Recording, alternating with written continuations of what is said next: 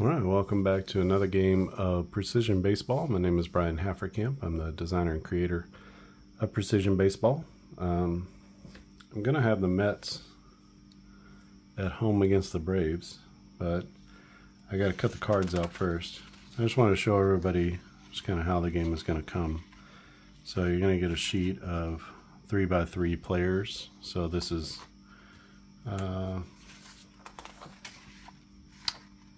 for the Mets, they have, you can see the Yankees start right here, so these three up here. So 2 sheets plus a few for the Mets.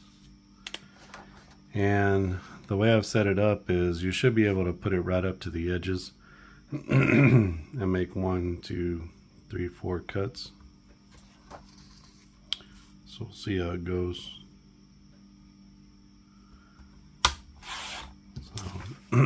Sometimes I just like to show like how things are going to work whenever you get them in your own hands, and how easy are the teams to cut. That's a you know, kind of a vital question, right?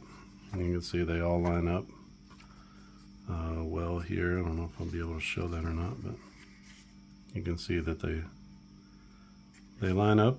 So you'll be able to come through and just make 1 cut here.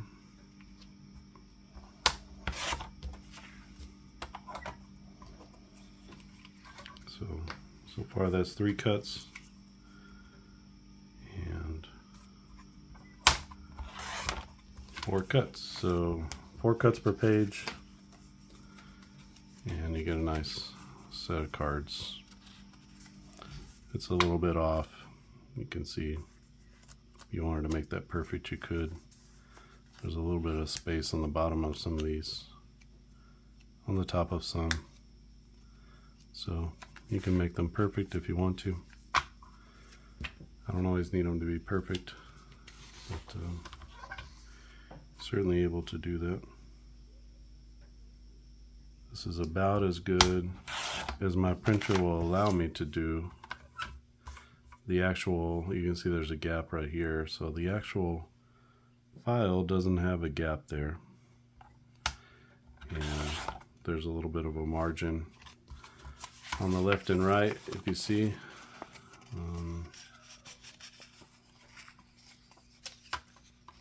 Maybe it doesn't show it.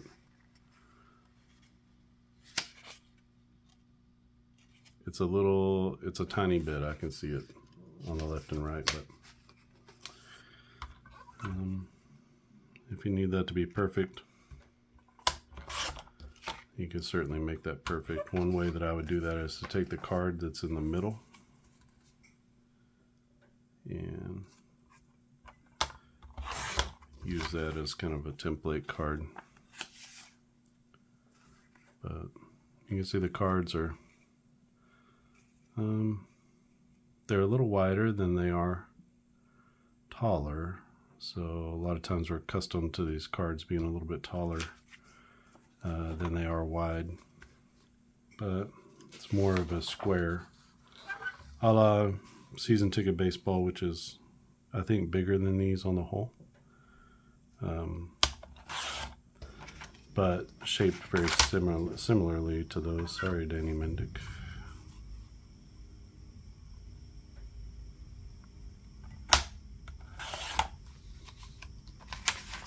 And here, it's only the top row that I need. So I'm going to go ahead and just cut the top row. I already have the Yankees cut, so no need to keep those. Now we're on to the pitchers. Again, these are all your frontline players. You can see the Twins and here, and this is Kodasinga is the beginning of the Mets. So in this game you're going to get every single player who got into a game. I think I cut it off at like 20 plate appearances, and I want to say 20 batters faced. 10, maybe 10. I can't remember if it's 10 or 20. Maybe it's 10. It could be 10. But I cut it off at a certain number just because I didn't want to deal with like pitchers who get into the game. Maybe you like that. Maybe you want that to have a pitcher who can get into a game. As a position player is a pitcher. Of course, the pitchers get into a game. Sorry, I'm just coming back from my walk. It's the end of a day. I'm really taking a chance making a video at the end of the day. Energy is slowly draining. I'm on red, past orange and onto red, but I wanted to try to get a video out to completion. I have a little time here and can do this before bed. So my wife bought me this little, it's not Fisker, it's a Lithium. Don't know how you say that, but it's been a nice little pickup. Super portable. It's very thin. You can see it's not very thick and really lightweight. So I just kind of put it right next to my printer, and then whenever I need to use it, I can just pull it out very quickly. I don't have a dedicated space. It's just mine. So I share a desk, and so try to keep these things away a little bit.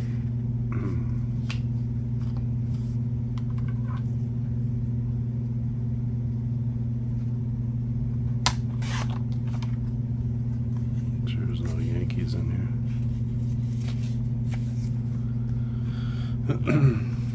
But you can see it's not like a strenuous exercise to do these. You just follow the cut lines and you'll be fine.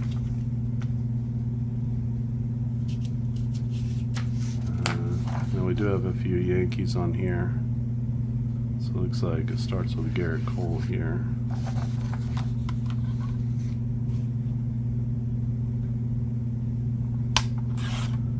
So that whole section can be done.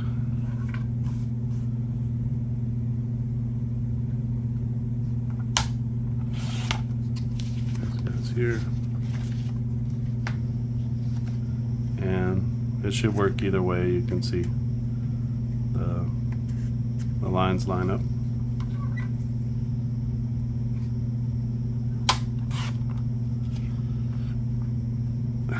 Zach Muckenhern, never heard of him, but he was a New York Met. These cards are from the year 2023.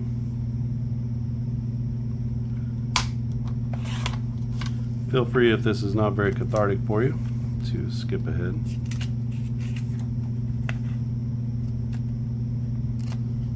The game will begin soon. You see Garrett Cole's a beast. -6 is the best you can do in this game. He's just ridiculously good. That means he's going to dominate almost every at bat. So now we got our Mets. So you can see there, it's all the batters. Good stack of them, and all the pitchers got into a game, also pretty good stack. So that's your full stack of players, usually upwards of I don't know, what is that? So this is 9. So that's 18 batters for the Braves. Then we've got 8 plus 9 plus 9. So 26 plus 4, 30 pitchers. 30 pitchers, and 9 plus 2, 5, 14 batters. So 40 to 50 players per team. So you're gonna get a lot of players. If you're doing an as played replay, you're gonna love this game because it's gonna come with every player that you want to play. At the moment, all I can foresee with this game is the year 2023, but that's because that's all I have so far. I'm not aware. I don't know how easy it's going to be to take this game back to the future. We'll just have to see. We'll see how easy that is. One of the issues is that we can only go back so far because these are all based on advanced stats, and those advanced stats only go back so far, you know. And then after that, you got to start guessing a lot. If you know my games, I don't like to guess very much. I like to use actual numbers for my players.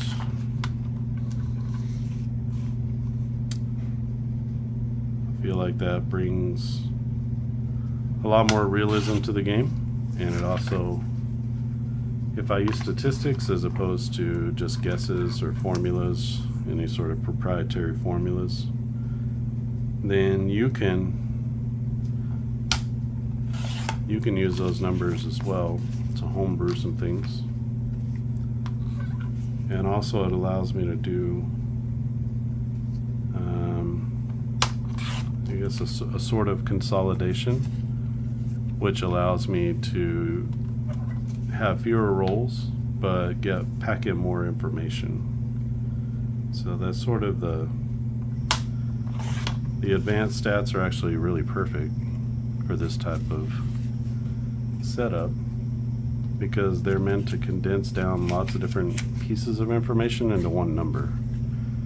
And when you only have one number to roll against, that makes it a lot more streamlined in a tabletop baseball game or football or whatever it is. So if we don't have to try to, if we can get a more complex number with our one number, that's obviously going to make the game feel more realistic, I think. Maybe it's not obvious, but I think it's obvious that it's going to make the game feel more realistic because you're packing more information that's relevant to what kind of batter this is or what kind of pitcher this is, what kind of fielder this is. And the more data you can get, the more closely you can begin to reveal what kind of player this is. So, and when you're playing with them on the tabletop, what you want. Dean Kramer, also very excellent. On the tabletop, what you want is to be able to, in a pretty easy package, man, another good card there. In a pretty easy package, you want to be able to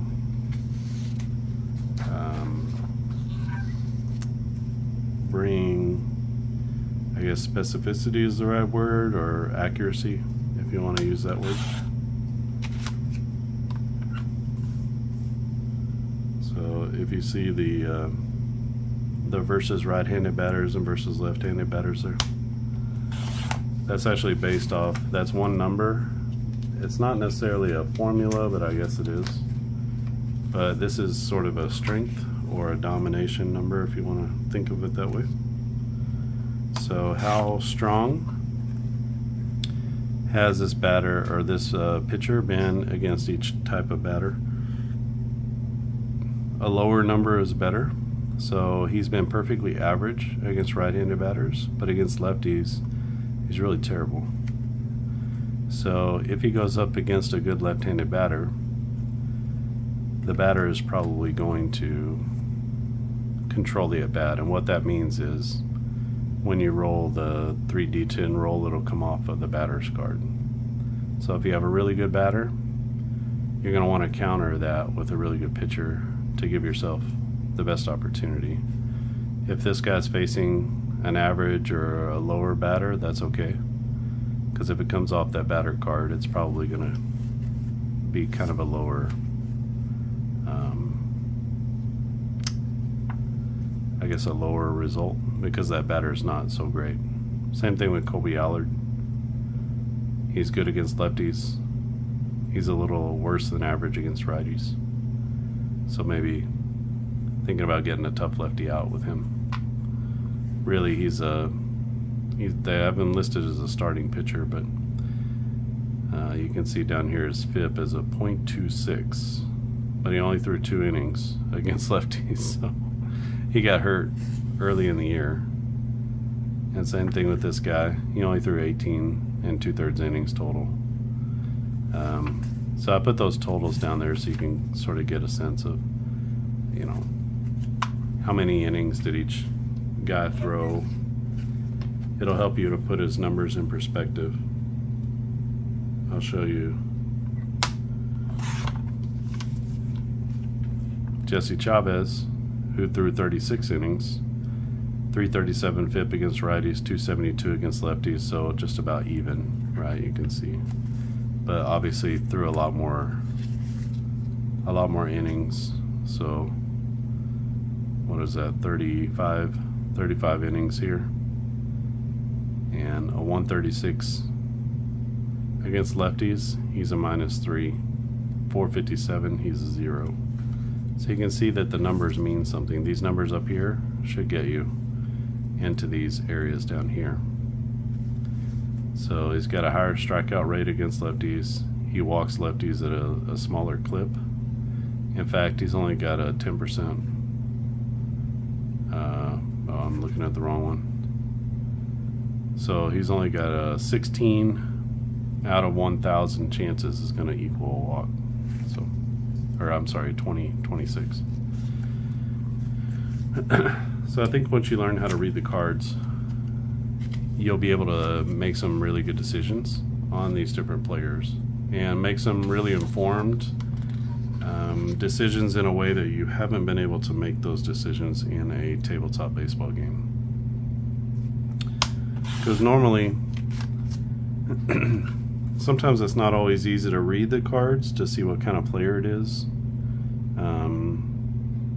Either because of proprietary formulas or because it just requires a ton of math in your head to be able to figure that out. Like if you're playing APA, do you know what the percentages are of doing certain things? Do you understand? When you bring one guy in, you might say, oh, well, his one single number is this or that. But what does that mean in relation to the kinds of plays that he's going to give up? You know, but here you have their actual line drives, fly balls, ground balls. And so do you need a ground ball against a lefty? Kirby Yates is pretty good, 21% ground ball percentage. I'm sorry, it's actually 38 against lefties.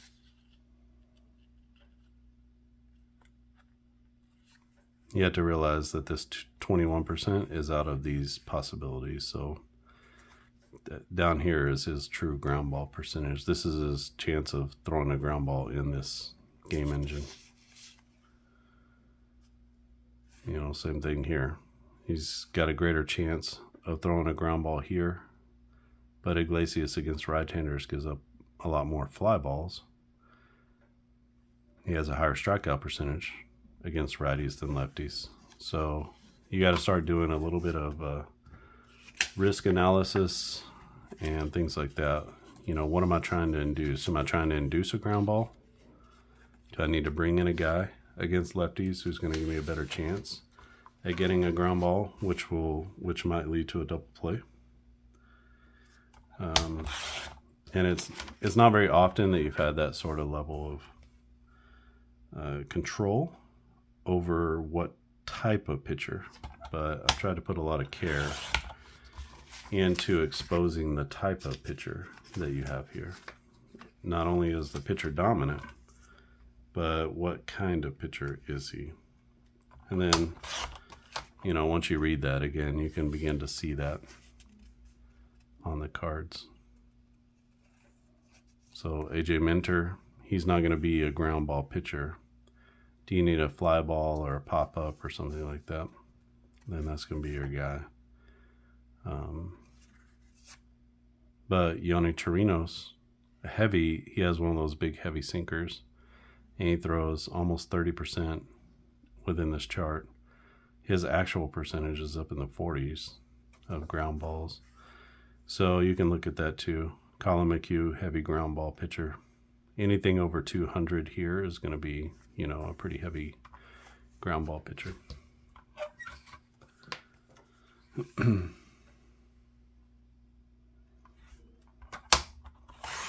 And in those games, when those guys are starting, maybe you want to make sure you got guys who can field.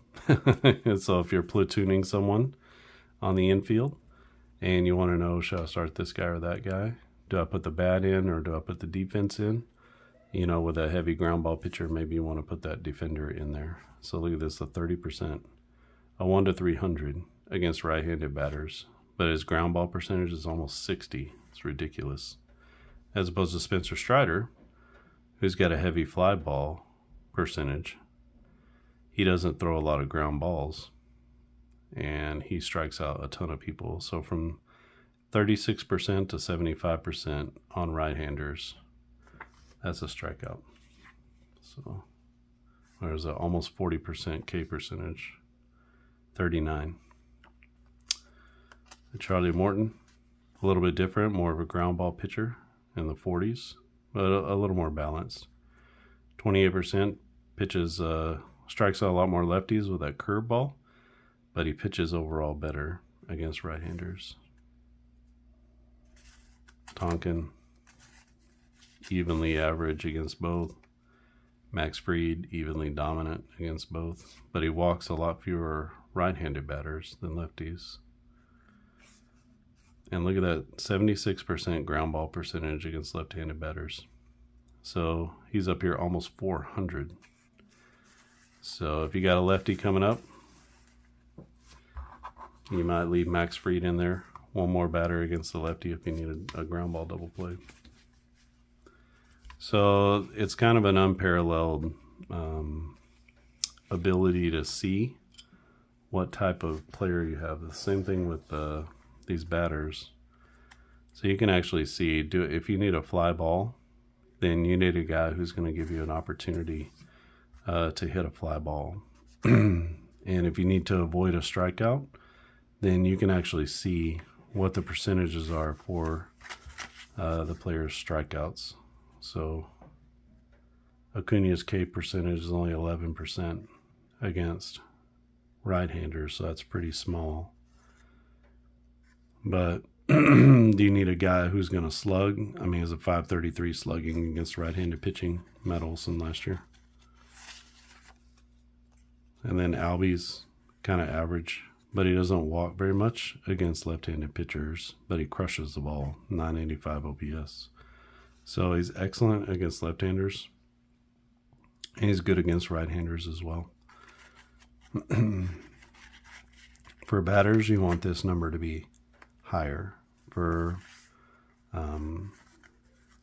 pitchers, you want it to be lower. So, all right, I'm going to try to play a game. It's kind of late, but I'll try to get this in. Let me get this all set up, and we'll come back with the Mets at the Braves. All right, and we are back, and all of our lineups are set. You can see we're going to be at Citi Field.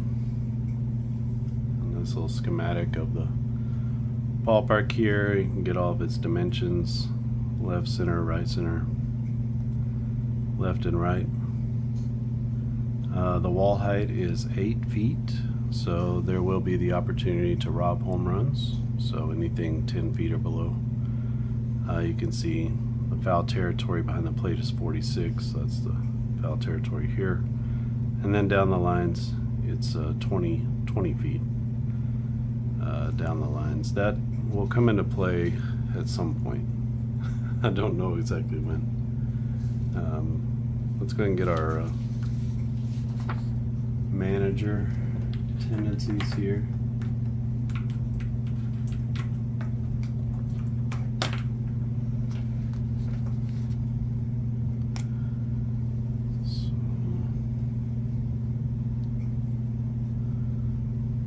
Atlanta,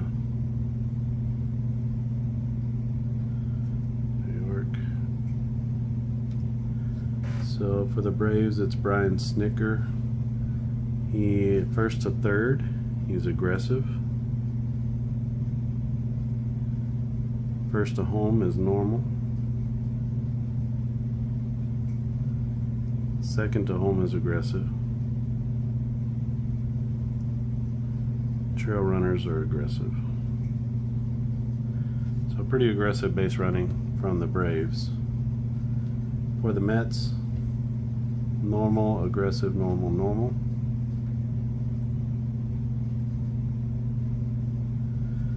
So first to third is normal, first to home, aggressive. Second to home is normal, and trail runners are also normal. I'll leave that out here just so you can see it. So this has all of your managers with their tendencies. So for the Braves, they steal second at a better clip than most, still third average, a lot fewer sacrifice bunts, about average intentional walks, uses pinch hitters and pinch runners not very often, and then pitchers per game is about average, so just kind of not staying too long or too short with anybody.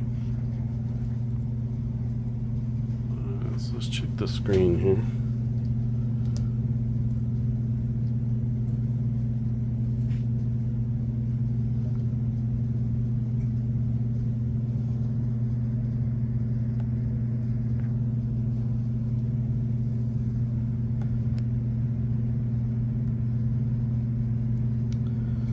Tighten it up just a little bit. So Charlie Morton is going to be going for the Braves. He can go 24 batters. Tyler McGill is the starter for the Mets. He can go 23 batters. Again, the way stamina works, just you subtract 1 for every batter faced, for every walk, and for making more starts than actual, which is more of a replay kind of thing. You'll add 1 for a strikeout, add 1 for a 1-2-3 inning, add 1 for a double play, add 1 if no runners score when the bases are loaded, and then if you perform a mound visit, you can add 1 to the player's stamina as well. So you have a little bit of control over the player's stamina, but not a whole lot. It's mostly based on his performance. So Charlie Morton will start at 24. When it gets down to 0, every roll will come off the batter card. As long as he still has some stamina, there's an opportunity that it comes off of the pitcher card. Alright, so I'm just going to keep this city field over here so I can see that. That's for our singles, doubles, triples, and home runs. To play the game, you need 3 D10s. I like red, white, and blue. That's how I'm going to read them. I'm going to read them red, white, and blue to create a number between 1 and 1,000. And almost every single roll is going to require that. For the challenge roll, so to decide which player gets control of the at-bat, we're going to roll a D20. I have all my other charts. I'll explain some of those things as we go through. But let's get this one started. Tyler McGill finishes up his tosses. This was played August 11, 2023. For the Braves, it's going to be leading off is Acuna in right. Albies is playing second. Austin Riley is at third. Matt Olson is at first base and hitting cleanup. Travis d'Arnaud gets the start at catcher. Marcell Ozuna is the DH. He's hitting sixth. Eddie Rosario is in left. He's hitting seventh. Orlando Arcia is at shortstop. He's hitting 8th. And Michael Harris, the second, is in center field and batting 9th. On the mound is Charlie Morton. Morton. Pretty good against righties, 356 FIP. Against lefties, a 420 FIP. Looks like he had was about 163 or so innings pitched, 164. And he's going to be -4 against right-handed batters and -5 against lefties. So going for New York is Brandon Nimmo in center. Francisco Alvarez, the young catcher, he's hitting second. Jeff McNeil is in right. Pete Alonso is at first. Daniel Vogelbach is the DH. Mark Vientos gets a start at third base. You know, I don't think I put these guys in order.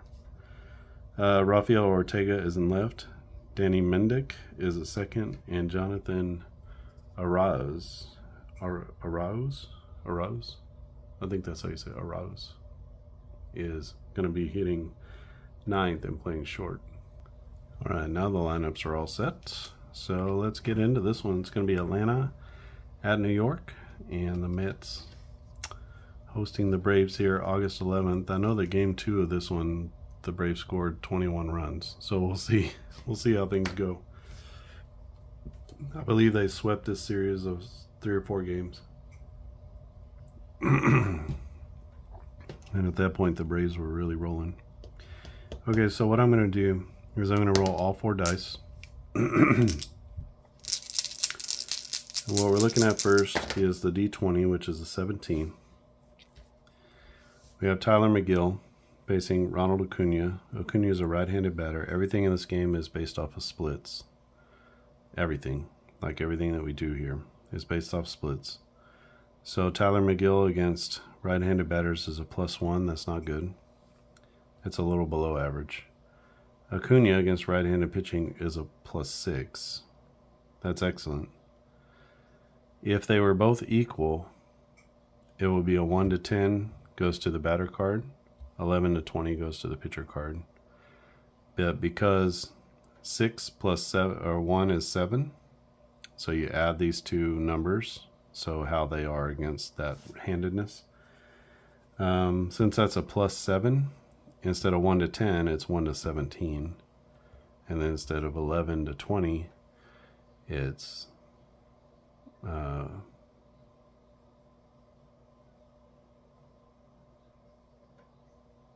it'll be 1 to 17, 18 to 20 for Tyler McGill. So we got a 17.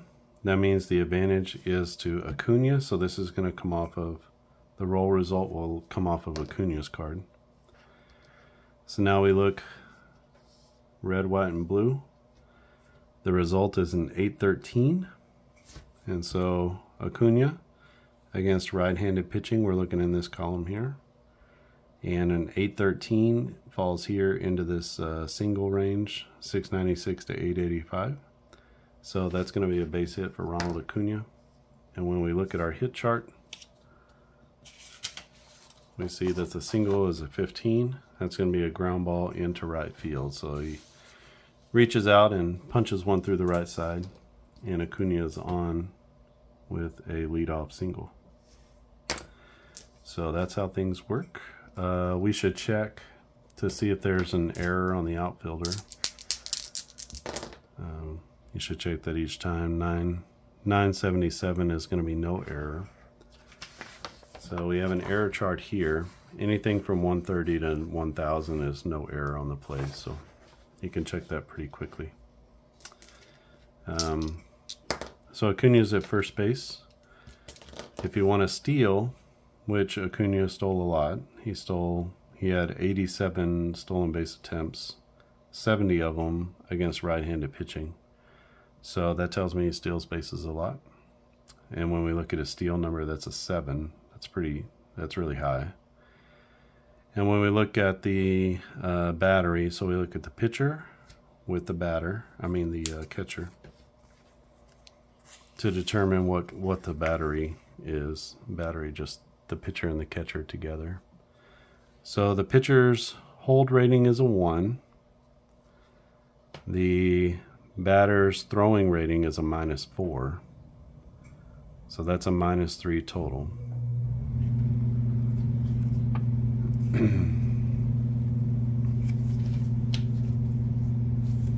So we say 7 minus a minus 3. 7 minus a minus 3. So a +1 on the hold is good. -4 on the throwing is not good. And just as a matter of comparison, Darno's throwing is a -1. And Sean Murphy has got one of the best arms in the game. He's a +3. So the formula for figuring that out, and I've got it written here. It's a little cheat sheet of gameplay sequences. So on the steal, you figure out the battery, which is the catcher arm and the pitcher hold. So ours is a -3. The steal is the base runner's steal rating. That's a +7. And then battery minus the steal equals the new steal rating. So -3.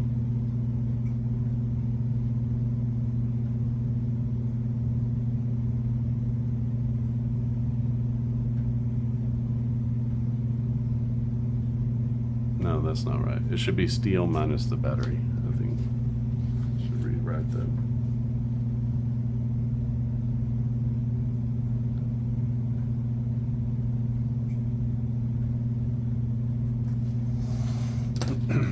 So our steal rating minus the battery is going to equal our new steal rating. So 7 minus -3 is 7 plus 3, which is a 10.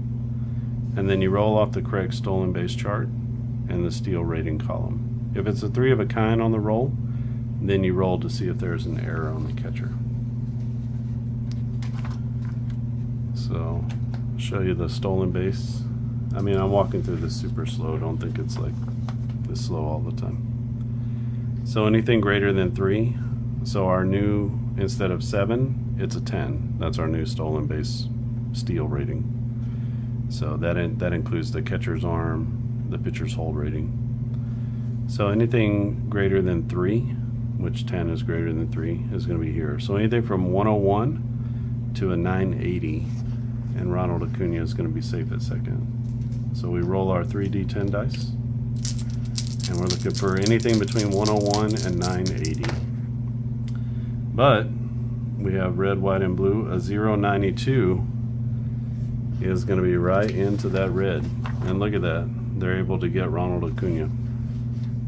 Didn't happen very often, but it did happen. And so he gets thrown out. And he'll be out number 1. So for the batter, he gets 1 taken off because of the batter. So it's a lot of moving parts, you can see. This is not a game for the faint of heart. But I think once you get into a rhythm of it, you'll see that it's not so bad. Alright, so we got a 3 on our challenge roll. Now, Ozzie Albies is a switch hitter, and Tyler McGill is a right-handed pitcher, so that means he's hitting left-handed. So against lefties, Tyler McGill is a -2, which is good. Against right-handers, Ozzie is a +3, which is also good. So 3 minus 2 is a 1. So instead of 1 to 10, it's 1 to 11 for Ozzie Albies, which this is going to come off of his card. And then we read red, white, and blue. So 564 off of a right-handed pitcher. 564 is going to be a strikeout off of the batter card.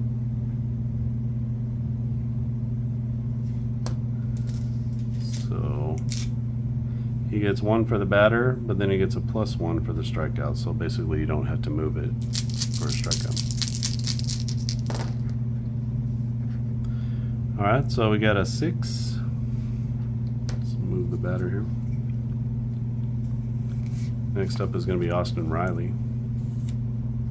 Against right-handed pitchers, Riley is a +2. So we have a +2, +1, so a +3, so 1 to 13 goes to Riley. It's a 6, and this will come off Riley's card, 748. 748 is going to be a base hit. It falls right into this range here. For comparison, a 748 would have been a walk, so if it had come off of McGill's card. So we have a base hit, and that's going to be a little blooper into left center field that falls for a knock. Riley takes a big turn at first, but he's going to stay there. And we got a 2-out single from Riley. Riley's stealing rating is a -1. We've already figured out our battery rating that it's a -3. So -1 minus a -3 is -1 plus 3, which makes him a 2.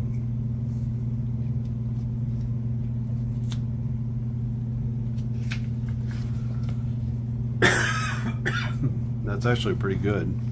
So he goes from this column here all the way over to this column here. That might be worth trying to steal, but he only stole 4 bases, so I'll stay true to the player and just leave him there.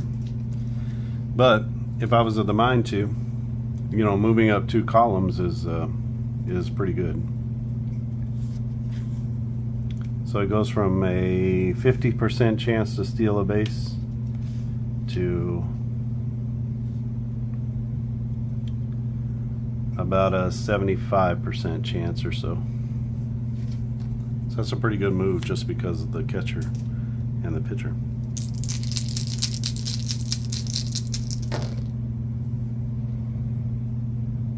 All right, Matty Olson to the plate, 2 outs and a runner at first. 5 here, and then against lefties he's a -2, so that's a +3 to the batter. So 1 to 13, it's a 15, so that's the first chance to see the result come off of the pitcher card. A 2-13 is going to be a ground ball.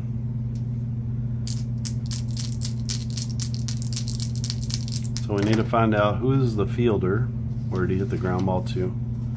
We got a player finder here for ground balls, fly balls, and line drives. 764 is going to be here to the third baseman. So that's going to be a grounder to third. If we had rolled a 3 of a kind on that play, on that roll right there, the one to find the fielder, that would be a range check, and then we would use the range chart to see if he got to the ball or not. So now we need to see, is there an error on the play? So this is the third baseman. Possible error is 0.57. So now we need to know what is our third baseman's fielding percentage. Now you can write those in here, or you can just look on your cards, either way. Third baseman is Mark Vientos, I believe. And you can see his error rating is a -1. So we go to our error chart. This is our roll, 0.57. We look at -1. Anything from 33 to 83 in the red. And 57 is definitely in that range, so Vientos makes the error at third.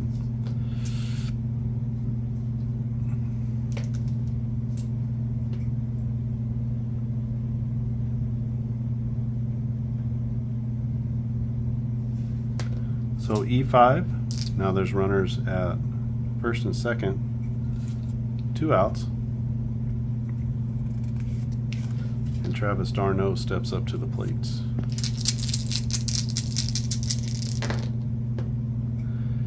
Okay, d'Arnaud is going to be a 1 to 11 to have control. It's a 12, so that's off the pitcher card. But we have a high number here, 909. 909 off the pitcher card falls into the hit range. So we don't have any hits listed off the pitcher card. The types of hits come off of the batter card. And you can see here, we're going to use this little box over here. Since it's a right-handed pitcher, we'll be looking at the red. You can see that all the way across, it's a single, a double, a triple, a home run. So it's going to be one of those types of hits, and the roll will determine what it is. And the 825, that's going to be a home run as Travis d'Arnaud, a 3-run home run. And let's see, that is a line drive off of the railing in left field. So there's a little railing above the field, and it hits off of that as he hits a line drive P-rod to left. And that's going to be a 3-run jack from Travis d'Arnaud.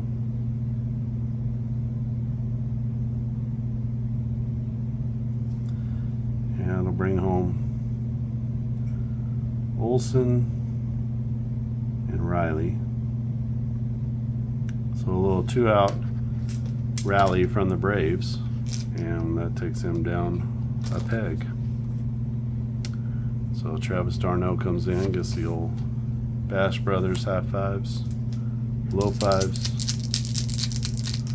every other kind of five. And now Marcell Ozuna to the plate. Right, Ozuna is a +2. McGill is a +1. So a 1 to 13 goes to Ozuna. It's an 8. And we get a 341. 341 against a righty is going to be a line drive. And now we got to find a player.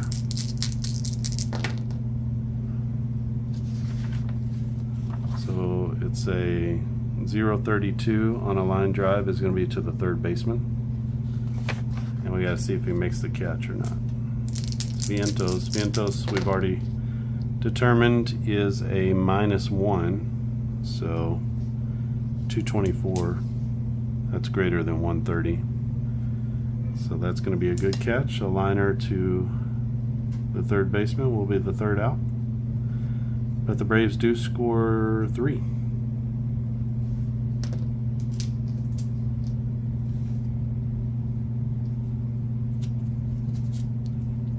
So Ozuna hits it hard, but he hits it right too, Vientos.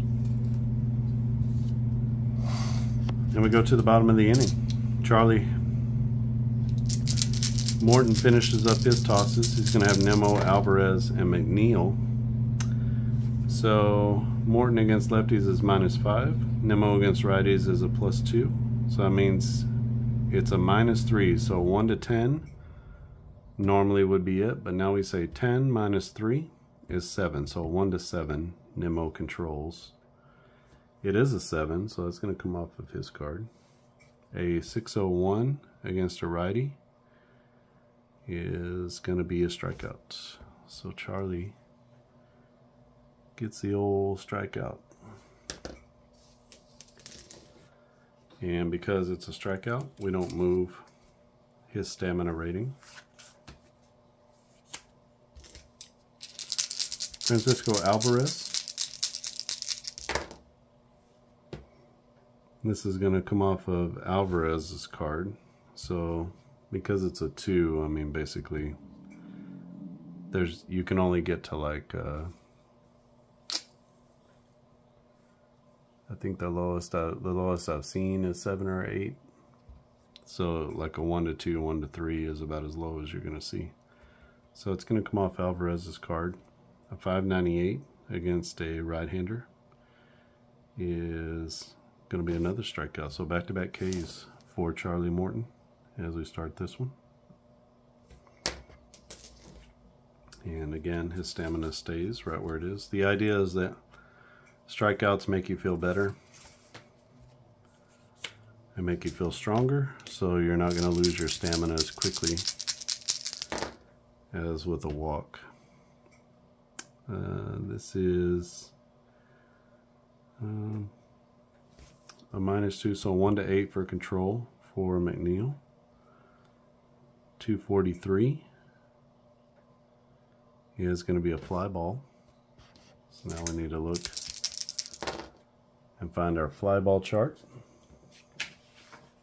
So it's the same as the others, a 912. That's going to be a pop-up to the shortstop. So fly ball to the shortstop, and we got to see if there's an error on the play. There's not. You know, if this starts with a 6, that's greater than 130, so that's not going to be any sort of error. So we go P6 on the put out. That's a 1-2-3 inning for Charlie Morton, and we're actually going to add 1 because on a 1-2-3 inning you add 1. So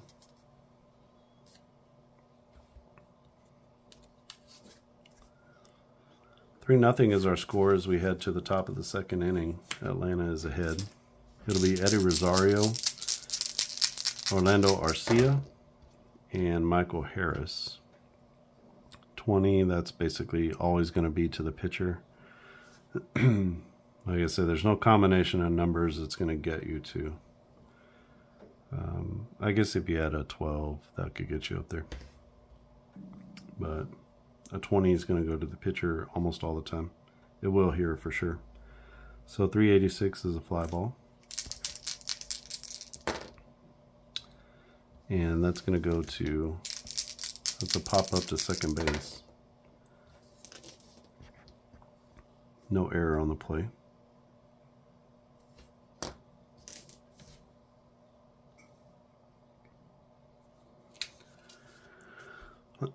Free swinging Eddie Rosario pops up on the infield. That's going to be out number 1. Brings up Orlando Arcia. Okay, so there's a 10. So this is going to go Arcia's way. So he's a right-hander. Against right-handed pitching, he's a +1. Against right-handed batters, he's a +1. So a +2. So 10 + 2. It's going to be a 12. So 1 to 12 here. And then we got a 2-12. 2-12 is going to be a ground ball. That's going to go to the second baseman. And no error on the second baseman, as he makes a good throw to first. Actually, we should check our second base chart. Sorry about that. So as soon as when we check the error, sorry, my mind is just a little out of it tonight. When we check the error, we're checking, did he catch the ball? Okay, that's what we're trying to find out. And then we have to find out what the play is. With nobody on, that's right. With nobody on, not a big deal. That's our chart for when players are on base. We need to know what to do.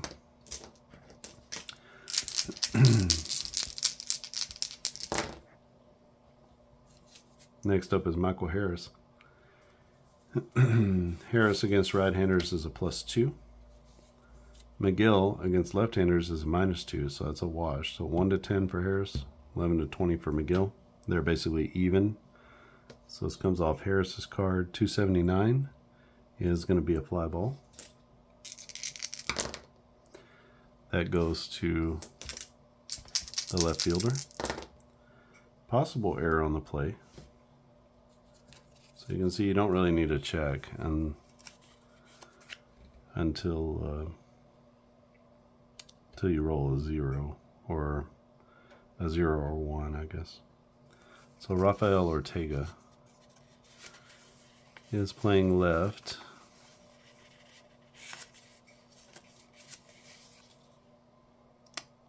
He has an error rating of a 0.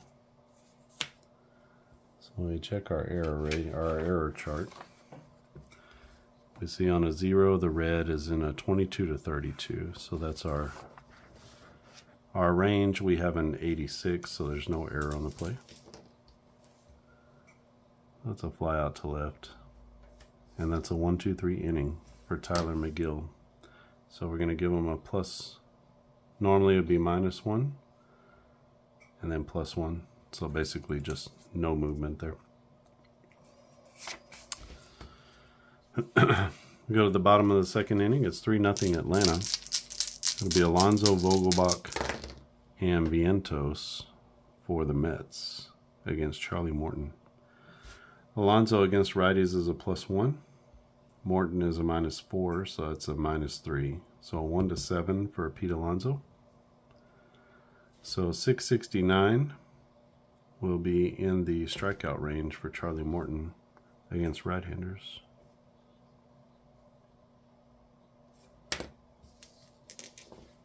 Because it's a strikeout, we'll leave him there. Charlie struck out 3 of the first 4 batters for New York.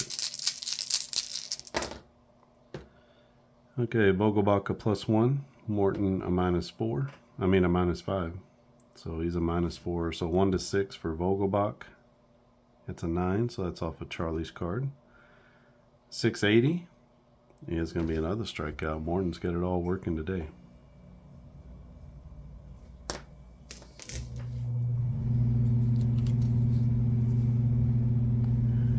Strikeout percentage 28% against lefties.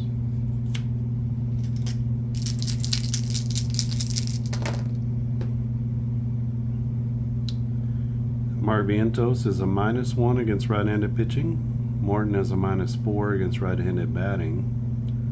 So that's a -5. So 1 to 5 for Vientos. It's a 13.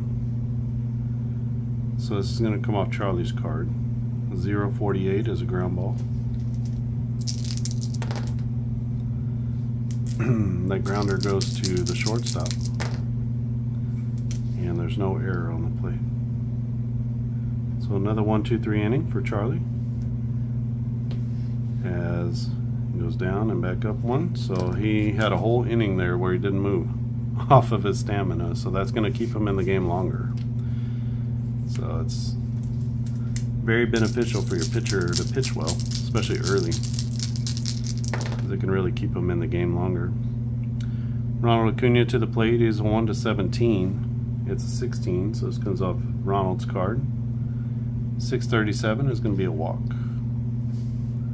He's been on twice now.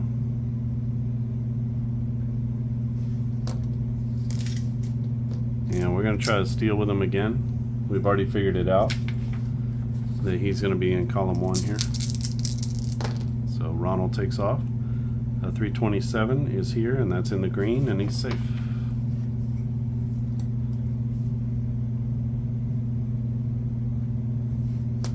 So Ronald,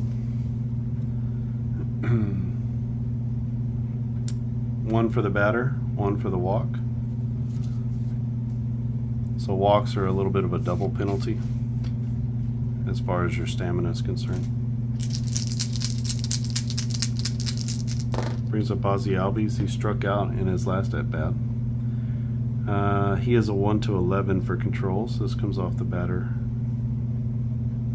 card. 654 is a strikeout.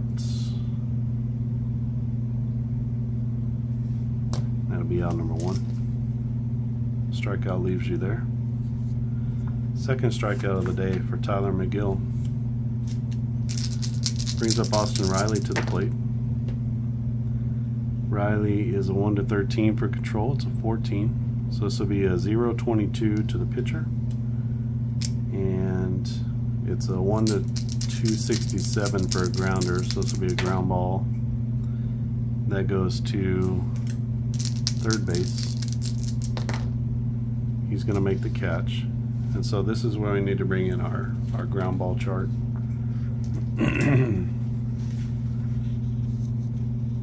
It looks a little confusing, but it's not so difficult to read. So we look at our third baseman, and we look at our base out situation, our base runner situation. So we have a runner at second base. So we're going to look here at this column. So we'll look and see what the result here. It's a 174. And so it's a 5-3 put out. And the arrow is pointing backward. That means that the runner does not advance. So you can see here that a backward arrow means no advance. Forward arrow means runner advances. So I've got all the key to all the little symbols and stuff on the back. Get rid of that. So 5-3 put out. As Austin Riley grounds it hard to the third baseman Vientos. Vientos grabs it. He looks the runner back to second. Makes a good strong throw to first. And that's going to be out number 2. So Riley not able to advance the runner. Brings up Matty Olson.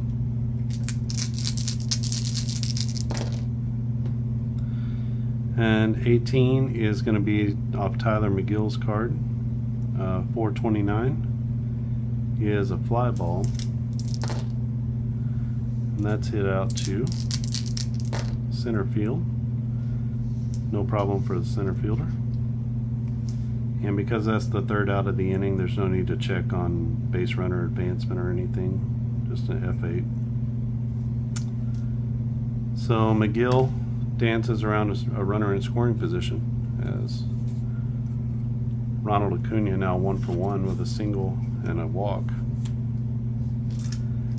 Still 3-0 Braves as we head to the bottom of the third. This is Rafael Ortega against Charlie Morton, so a -5. And then against right-handed pitching is a -1, so he's a 1 to 4. He actually gets control of the at-bat. A 180 is going to be a grounder. That ground ball goes to the first baseman. No problem for Matt Olson as he's going to make the play. He'll just take it to first himself. That'll be out number 1.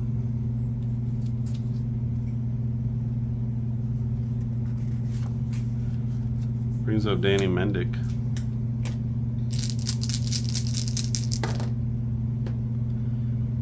This is an 18. That's going to be off Charlie Morton's card. So an 8-18 falls into Charlie's walk range. That'll be the first walk of the day for Charlie. So we do 1 for the batter, 1 for the walk. And Danny Mendick, not really a threat to run.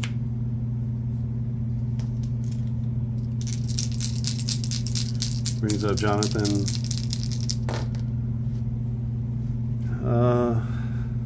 Arouse.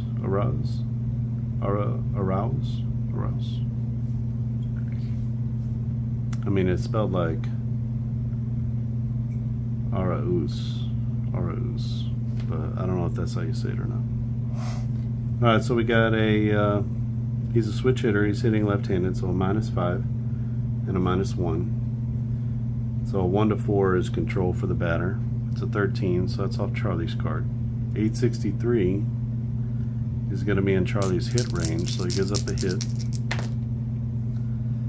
A 445 against right-handed pitching is going to be a single. And that's going to be a base hit, a ground ball through to the right side.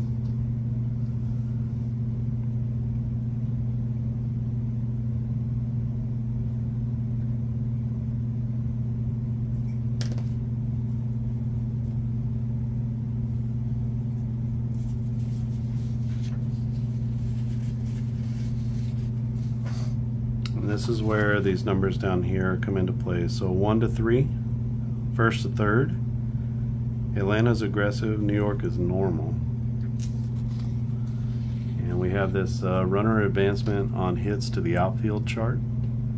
So you can see we have them broken down as first to third, first to home, second to home, and then the trail runners.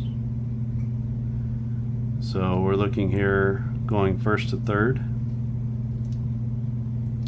They're normal, and our runner at second is Danny Mendick.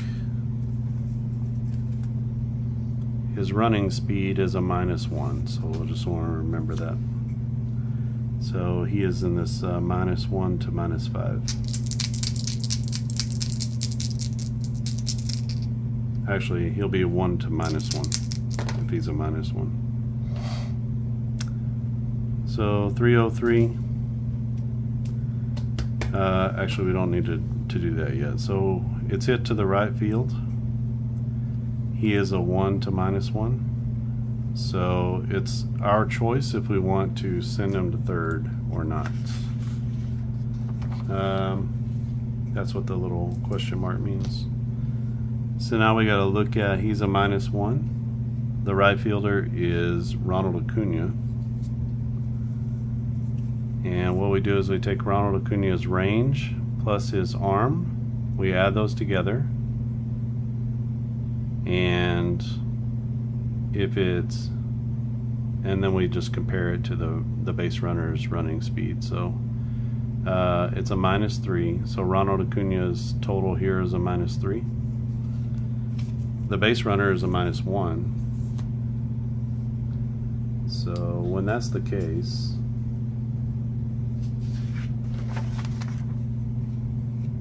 we would have to use the outfield arm chart. So if the base runner has the advantage, it's greater, it's a higher number, then we have to use the outfield arm chart. If the outfielder's range plus arm is greater and you still want to try to take the extra base, then you have to use the base runner's running value. We use the base running tag up extra base. So let's go ahead and try to go to third. One thing I've been thinking about is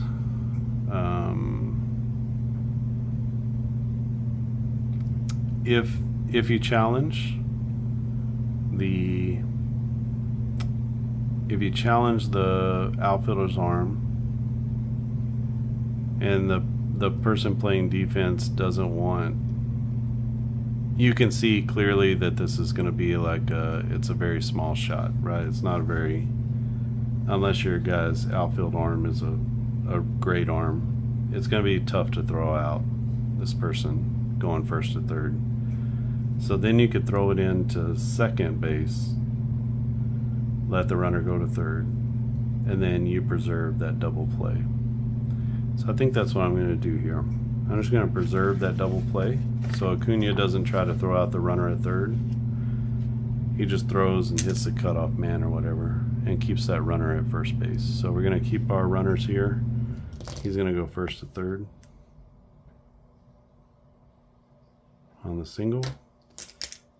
We have one out and we preserve that double play possibility.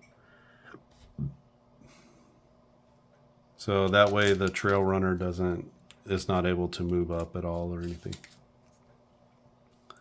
So just a little wrinkle. You can add that in or not. All right, Brandon Nimmo. Nimmo struck out in his first at bat. He is a 1-7 for controls. This is off Charlie Morton's card. This will be a ground ball. Could be exactly what Charlie's looking for. 208 is a grounder to second. Let's see if he makes the error or makes the play. Possible error, 034. That's Ozzy Albies at second base.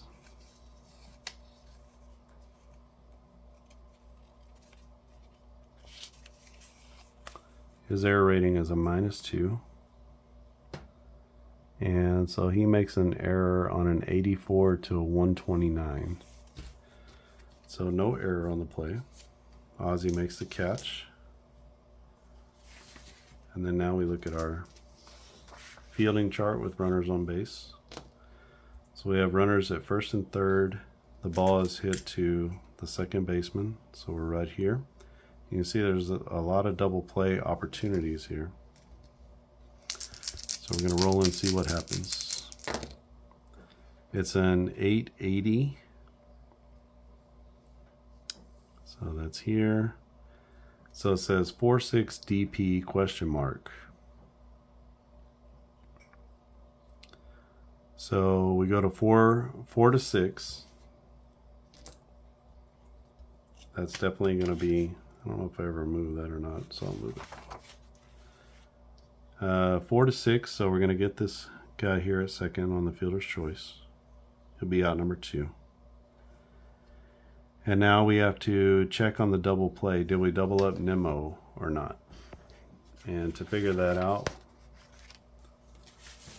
you can see that there's two values here. You can do grounded into double play or double play. So we have 2 different charts, one for DP, one for grounded into double play. And in order to figure that out, when you use this chart, you're looking at the fielder. When you're using this chart, you're looking at the batter. So each batter has a grounded into double play number. They also have a double play fielding number, except for catchers. They don't have that. and DHs or outfielders. So you're looking for the infielder. We'll just find our actual infielder. It's Ozzy Albies. His double play rating is a -1. So in order to turn the double play, we have to be in the green. So you can see that the higher the double play number, the greater the chance to turn a double play. So it's a 101 to a 360 is going to net a double play. Otherwise, it's a fielder's choice to be safe at first, and in this case, a run's going to score. So a 290 is in the green, and they turn the double play, just like that. That's an ending double play. It goes Ozzy to Arcia to Matt Olson. So 4-6-3. And that's going to end the inning and keep this run here from scoring. So just what the doctor ordered. As we get an ending double play. A double play is a +1. So we'll just leave it there.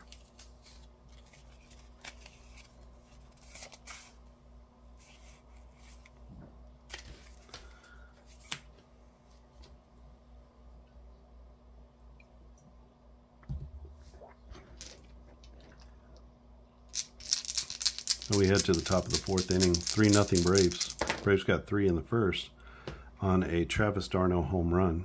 d'Arnaud is up again now. He's an 11.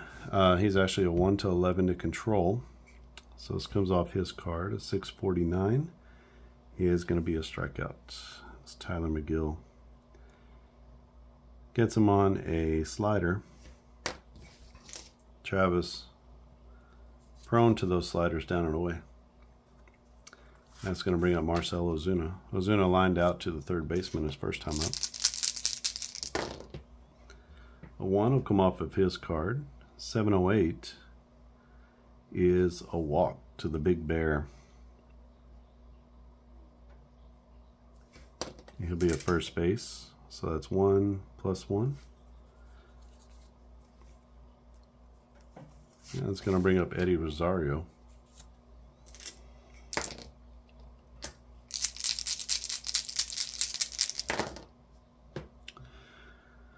This comes off Tyler McGill's card. A 935 will be a hit off of his card.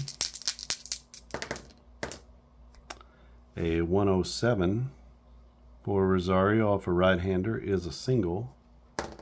And that single is going to be a ground ball through the left side.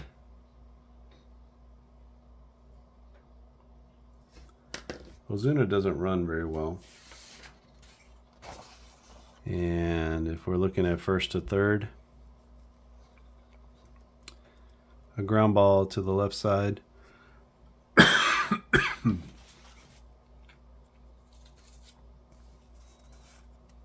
Ozuna's running is a 0. It's actually better than I thought.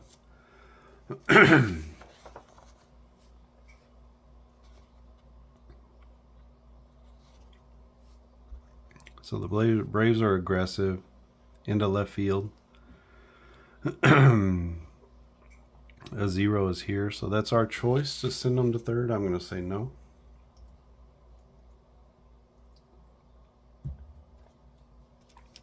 And so we'll have runners at first and second. And it'll be Orlando Arcia to the plate.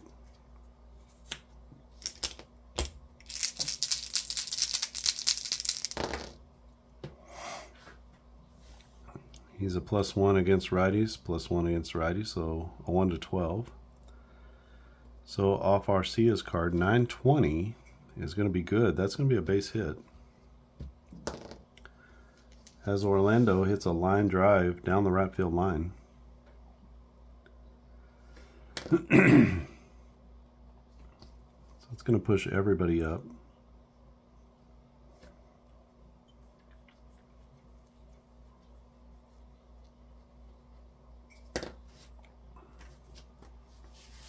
If we look at Ozuna, first to home, they're normal. So Ozuna is here, down the right field line. So that's going to be our choice to send him or not. I'm just gonna leave it like it is. So we have bases loaded with 1 out, and we'll just put the pressure right there on Tyler McGill. With Money Mike coming to the plate. Mike Harris is second. He's a +2 against righties. McGill is a -2. So this comes off of McGill's card. A 675 is a strikeout. That's clutch. As McGill gets the strikeout of Mike Harris with the bases loaded. We'll leave it right there for the strikeout. And now it's going to be up to Ronald Acuna. Acuna with a base hit and a walk. This comes off Tyler McGill's card. 515 is a line drive. And 643 is a liner to center field. Let's see, the center fielder makes the catch. He does. And that's going to be out number 3 as Tyler McGill weasels his way out of that 4th inning. As the Braves put the bases, or juice the bases with runners, but they can't get anybody home. Strikeout and a line drive, and that's going to end the threat for Atlanta in the 4th. We go to the bottom of the 4th inning. Still 3-0 Braves. Brings up Francisco Alvarez, then McNeil and Alonso.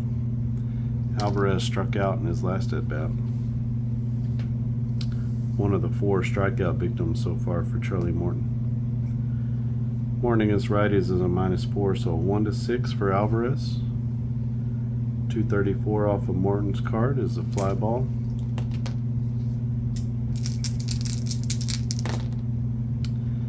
And 824, that's a fly ball to center field. And the center fielder is going to make the catch. It's Michael Harris. And 1 down in the bottom of the 4th. Pop up to Jeff McNeil, or McNeil with a pop up in his first at bat. This comes off Charlie Morton's card. 265 is going to be another fly ball.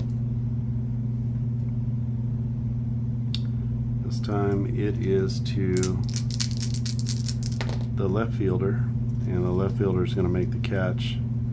It'll be Eddie Roz in left. Flashy shoes and all.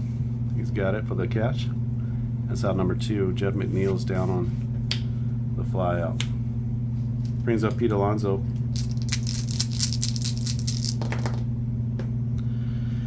This comes off Morton's card as well. And an 871 is going to be a hit. And 845 could be real trouble, as he leaves one out over the middle of the plate, and Pete Alonso deposits this one.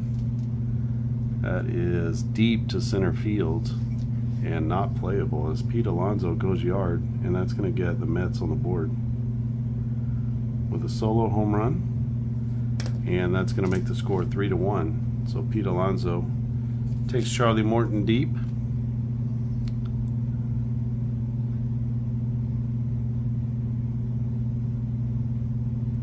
Alonso, not a great year last year, but has had a good start to the year this year, for the most part. We got a 9 here, that's big. So we got a -4, so 1-6. So this comes off Morton's card. A 908 is a hit of some sort. A 100 is going to be a single. Not that it makes a lot of difference, but it's a ground ball into center field. He's not going to be one who's going to be looking to go take an extra base. His running is a -3, so it's not Vogelbach's strongest part of his game. Mark Vientos to the plate. This comes off his card. A 413 is going to be a line drive. That goes to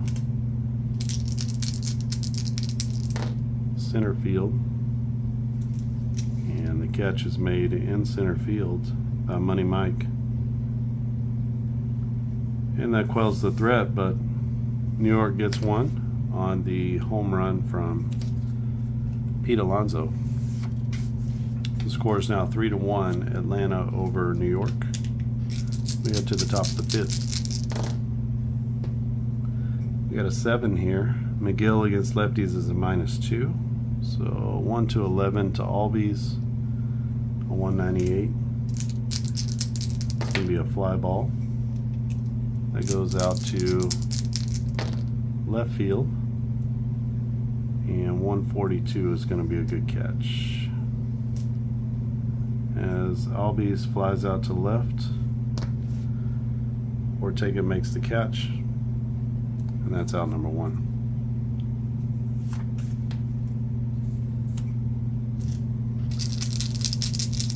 Austin Riley to the plate. He's got a single, and he grounded out in his last at bat.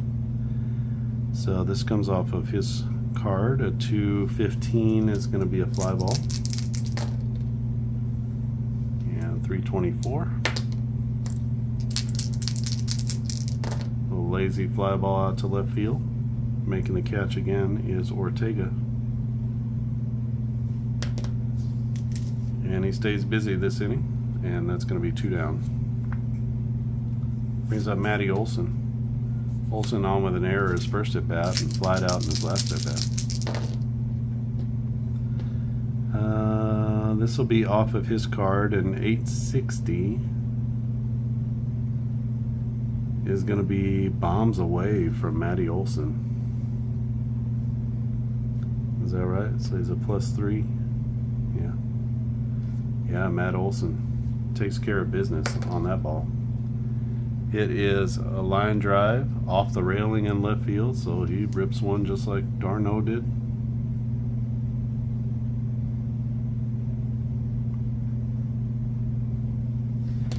Matty Olson with the solo home run off of Tyler McGill. He had 54 bombs last year. That does bring up the aforementioned Travis d'Arnaud. d'Arnaud 1-11 to control, so it's off the pitcher card. That'll be a ground ball. And that goes to the shortstop. A 113, that's a possibility of an error.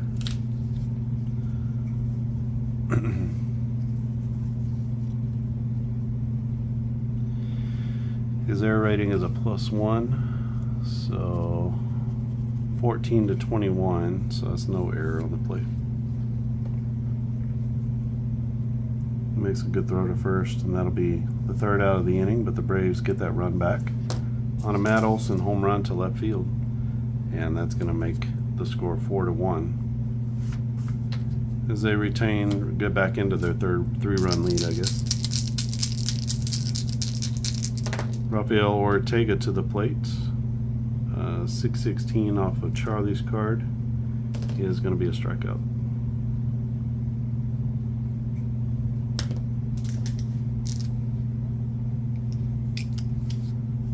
And that'll bring up Danny Mendick.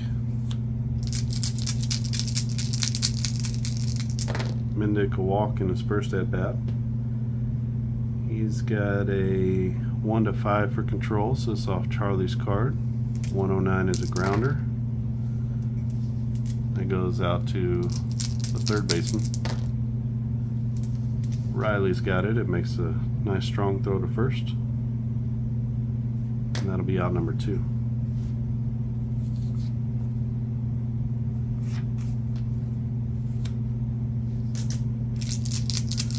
Jonathan Arauz. He had a single in his first at bat. He's batting left-handed against Charlie, so he's a -5 and a -1. A -6 is a 1-4. So this comes off Charlie's card, an 836. against a lefty is going to be a walk. So Araz has been on twice, and that's going to bring up the top of the order again, Brandon Nimmo.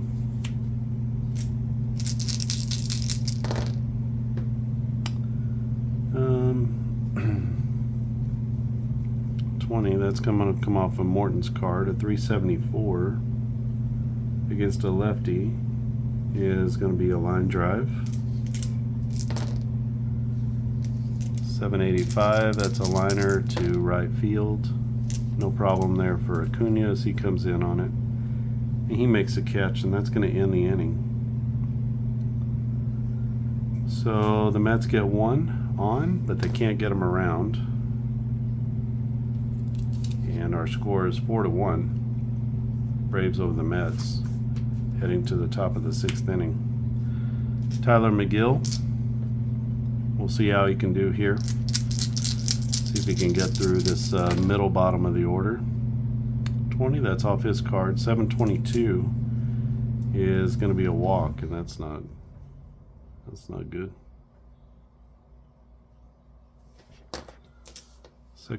Third walk of the day for McGill. Gonna have a mound visit here, so that's gonna give him a +1. Let's come out and have a little talk with him.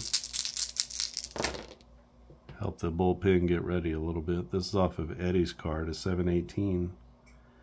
And that's gonna be another walk. So back-to-back walks for Tyler McGill.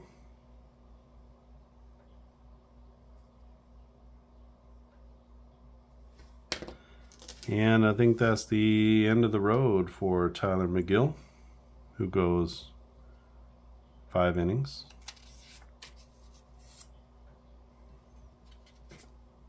And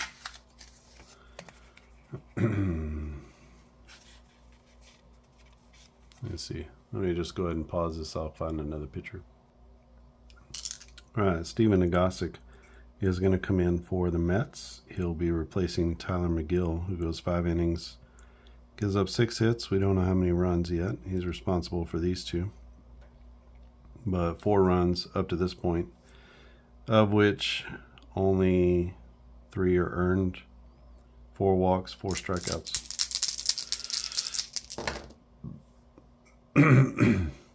Nagasic against lefties is a +3. Rosario against righties is a +1, so he's a 1-14 for controls. This comes off Eddie's card. 746 is going to be a walk. And that's going to walk the bases loaded. Not exactly what the Mets were hoping for. Let's see if Michael Harris, Money Mike, can come through with a big hit. He's flied out and struck out in this one.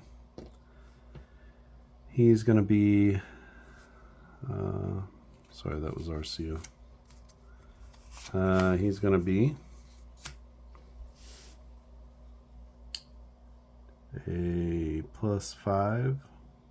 So 1-15 for control. It's off the pitcher card. A 0.95 is going to be a grounder.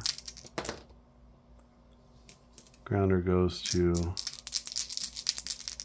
third base. Third baseman makes the play. And let's see what happens on the play. This is a bases loaded situation to the third baseman. It's a 0.19, and everybody is going to be safe. So it's going to be an infield hit, as the third baseman can't get to it in time to make a play, and that will be an RBI single for Mike Harris.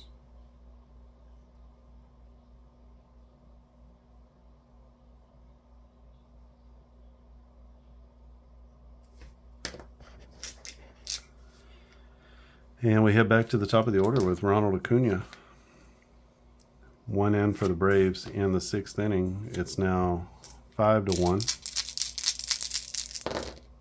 Chance to break this one wide open. Has Nagasic as a 0, but Ronald is a +6, so 1 to 16 for control for Ronald. A 081 is going to be a grounder.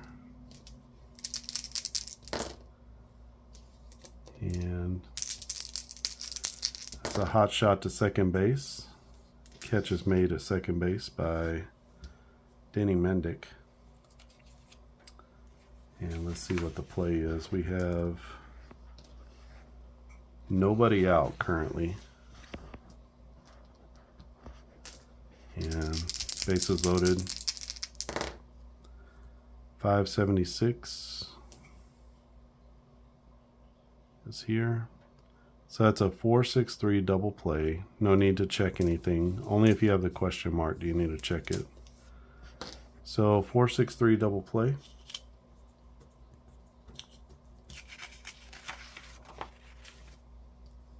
So they trade the outs for the run. So this guy's out on the fielder's choice.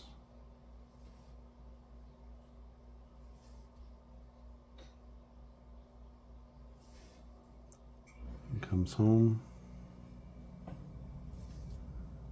He gets an RBI. And he goes to third. So this guy's come in. He walked the first batter, that's right. Then he gave up a single. And now the ground out. All right, 2 down, 2 already in. Runner at third base. And Ozzie Albies to the plate. This will be off Nagasic's card of 419. He is going to be just into his strikeout range, so he strikes out Ozzie to end the inning, and the Braves put 2 on the board. They now lead 6. Oh, that'll stay there. They now lead 6-1. Both of those runs come in, and they're all going to be charged here. 6 runs, 5 are earned, and that will officially end Tyler McGill's day.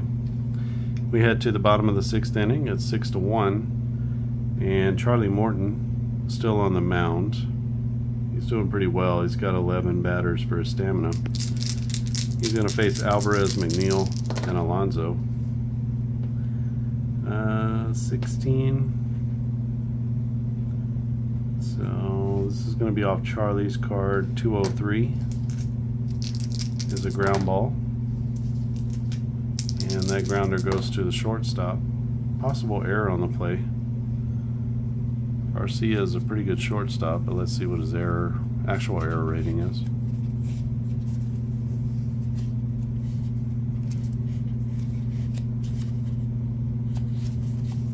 His error rating is a -3. So that's going to be on an 84 to 129. We have a 73, so there's no error on the play. As Orlando makes a good throw to first. That'll be out number 1.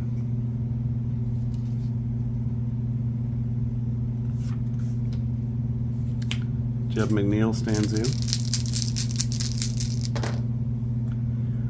A -2, a 1 to 8 for McNeil to control. It's a 6. So this is off of his card. 354 is going to be a fly ball.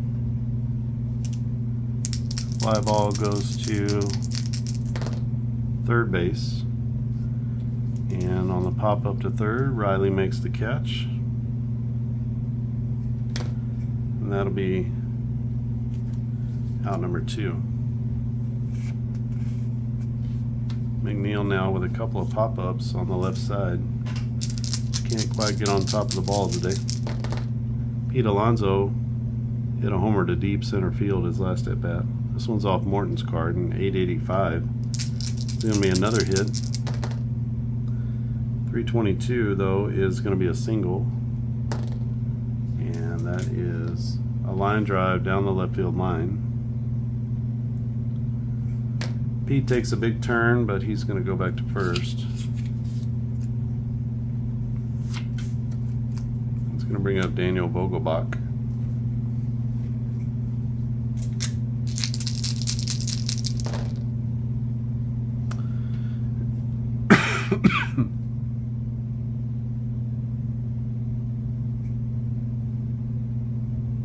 Vogelbach is a 1-6 to control, so it's off Charlie's card. 6-17 against the lefty is going to be a strikeout. So Morton gets a big strikeout there. Daniel Vogelbach.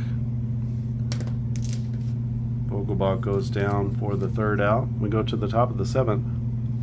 It's 6-1. Braves over the Mets.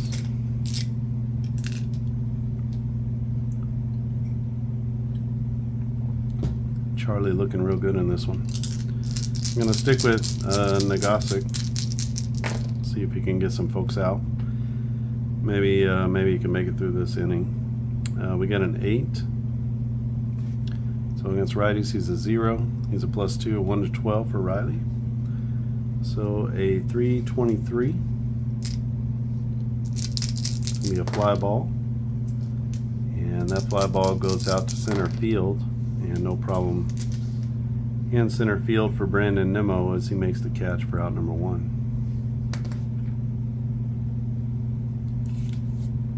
That'll bring up Matt Olson.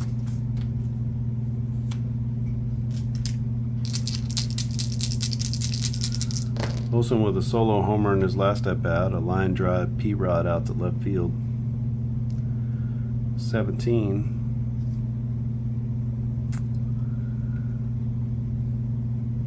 So he's a 1-18. So this is actually going to be off of Matty Olson's card, a 951, and can you believe it? He's got a 2-home run game as he hits this one into the opposite field again, into left center field. Sorry. And Matt Olson, back-to-back with home runs and back-to-back plate appearances, is going to give the Braves a 7-1 lead.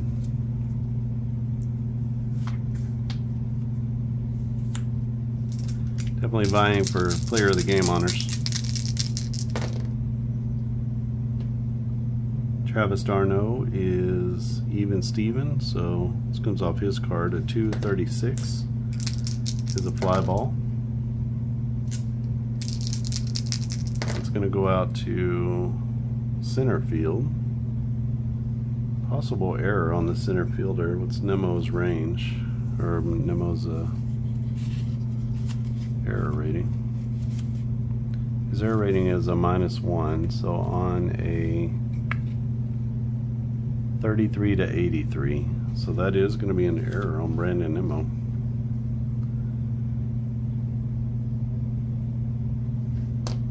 Tries to come in and slide and make the catch, and he can't get there. Well, he gets there, but he can't make the catch, I guess. Pops off his glove. Brings up Marcell Ozuna.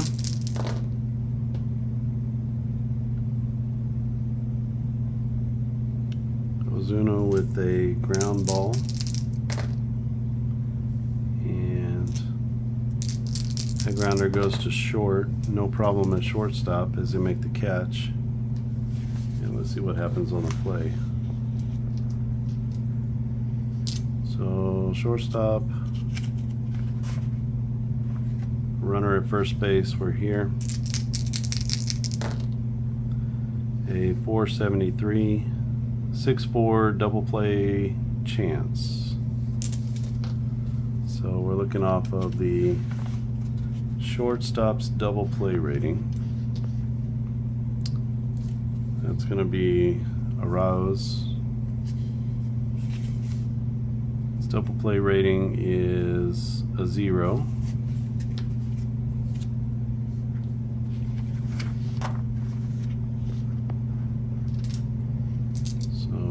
Here it's got to be 541 to 710. It's a 184, so that's not going to be in the double play range. So they do get the fielder's choice a second,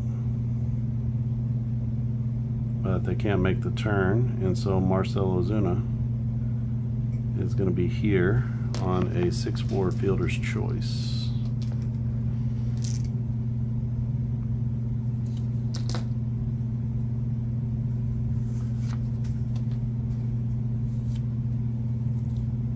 another mound visit, so we're going to come talk about what we're going to do with Eddie. Eddie 1 for 2 with a walk and a single, run scored. This is going to be off of Rosario's card, a 961. Oh boy, Eddie's got liftoff, and he hits this one to deep right center field. That's a no doubter, as Eddie Rosario with a 2-run bomb. And these Braves pick up right where they left off in the season.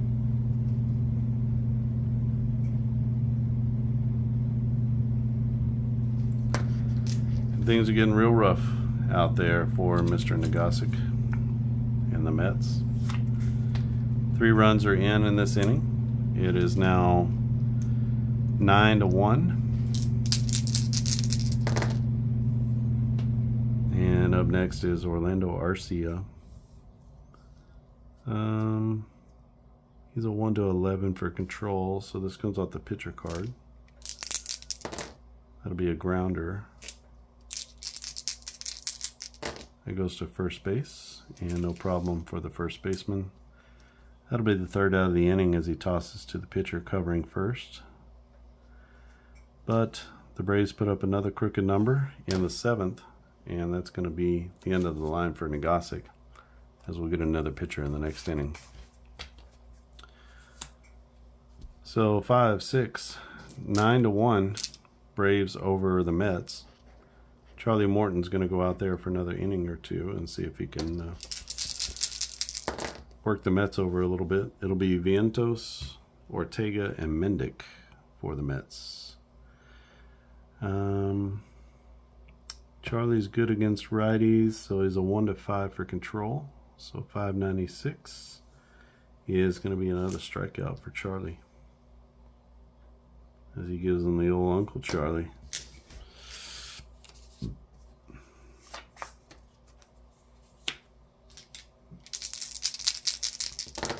Rafael Ortega is going to be a 1-4 for control. So 998 off of Morton's card is a hit, and a 746 will be a base hit. That's going to be a line drive into right field.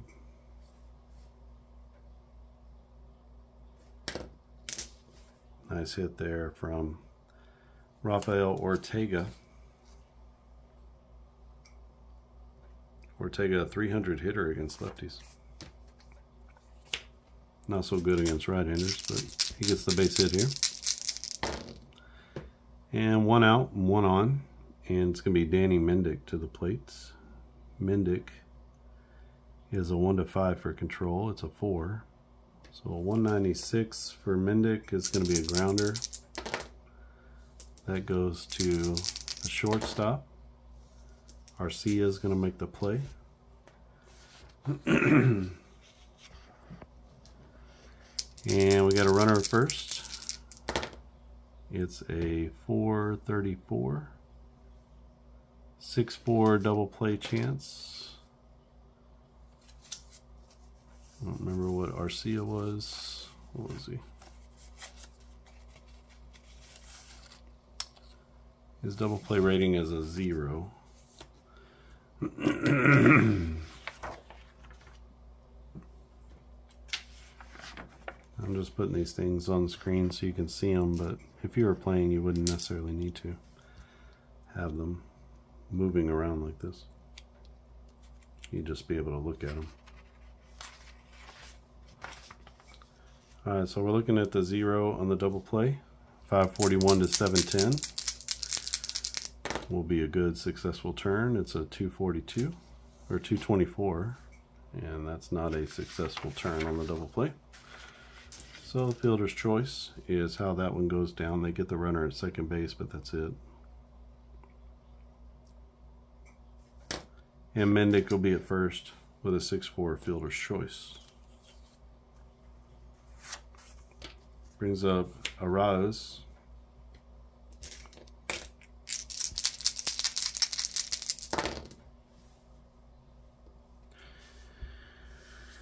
He is hitting left-handed against Morton, so he's a 1-4 for control.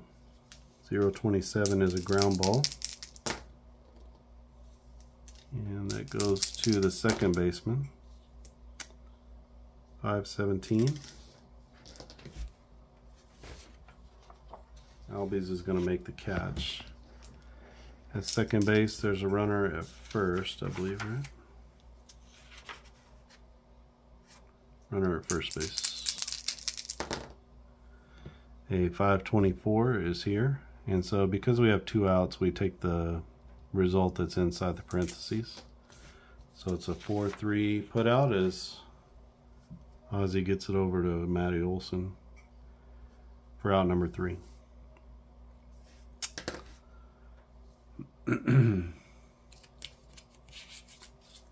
Morton through 7. He's got a little bit left if we want to try to get him through 8. He is going to be facing the top of the order though. We head to the top of the 8th inning. We need to get a new pitcher for the Mets.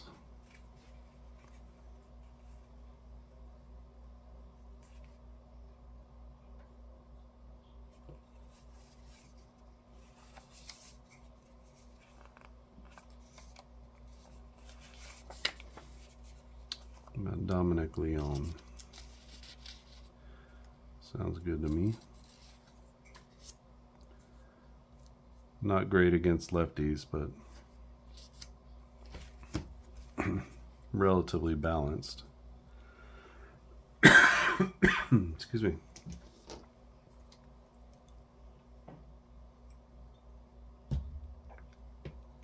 He's a 4.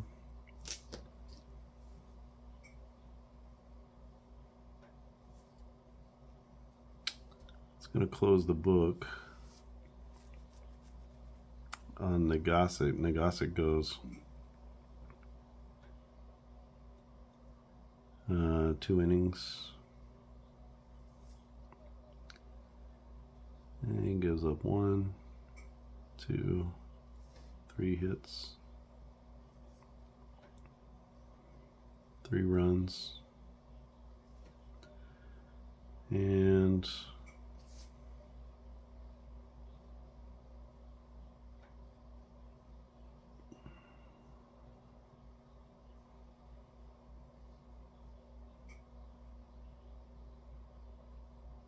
I believe they were all earned from what I can tell. He just had the 1 walk.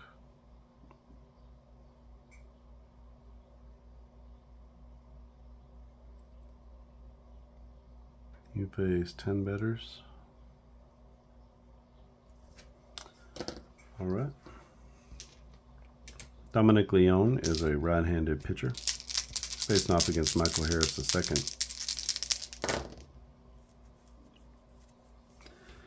He's a +1 to lefty batters. Harris is a +2, so that means he's a 1-13 to control. Harris is. This comes off his card. 755 is a base hit. That's going to be an infield hit to Mike Harris. It's a little chopper that he runs out. Harris is at first with nobody out. He steals at a 1, he runs at a 2. Hard to steal in front of, hard to try to give up an out in front of Ronald Acuna. But Acuna is a 1-16 for control. So an 823 to him is going to be a base hit as well.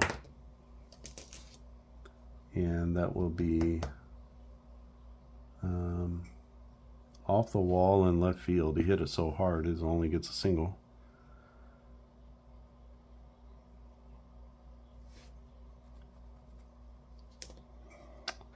And Mike Harris moves up to second base.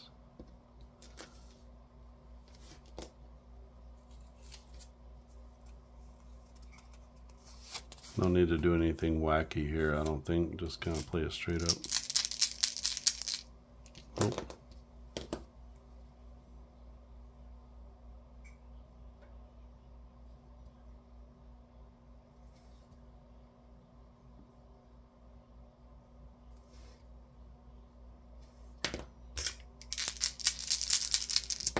We're in the 8th, right?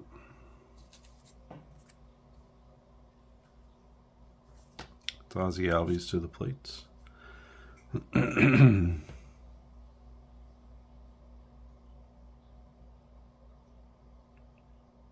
So Albies is a 1-14 for control, an 802.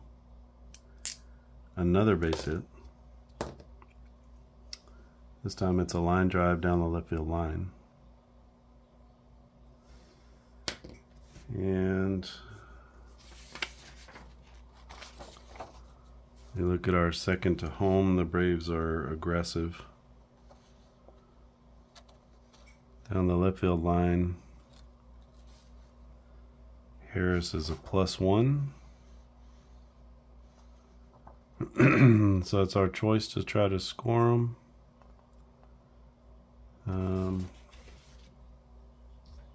Not going to, we'll just push everybody. One base.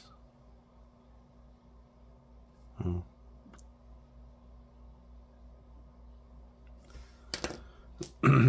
Push everybody one base, and we'll see how things go with Austin Riley with the bases loaded. Nobody out.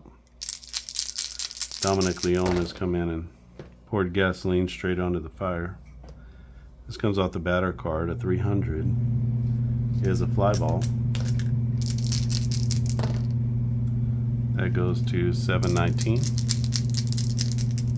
That's out to center field, and the catch is made. When there's a fly ball, we have to check our fly ball advancement chart to see what the runner advancement is. We have bases loaded, and we have a fly ball to center field, so either we have to go or it's going to be our choice. 179 means that the runner has to advance.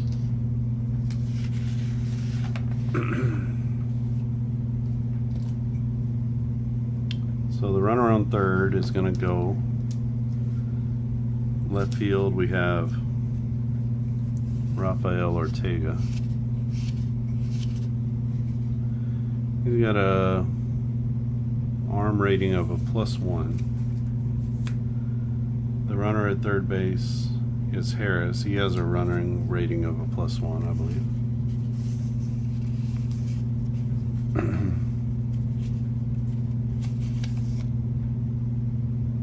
It's a +2.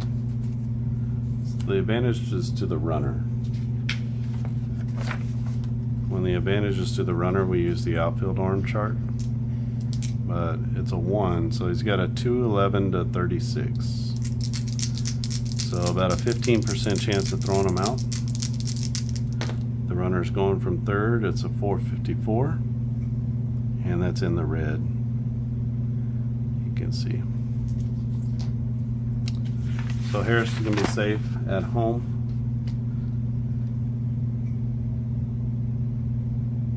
As the throw comes through, that'll be a sac fly to 8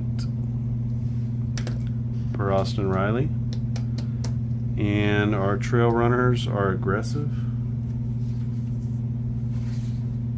And Acuna is very fast.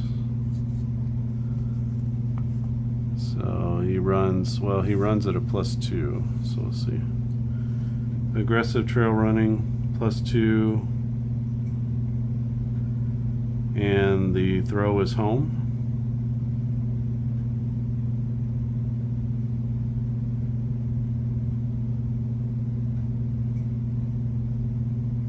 The throw is home, so he's going to advance. And the other runner is Albies.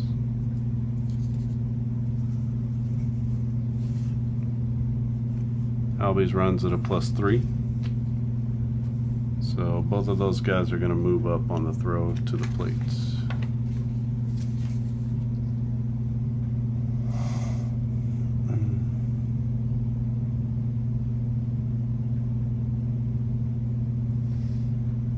So we got one out.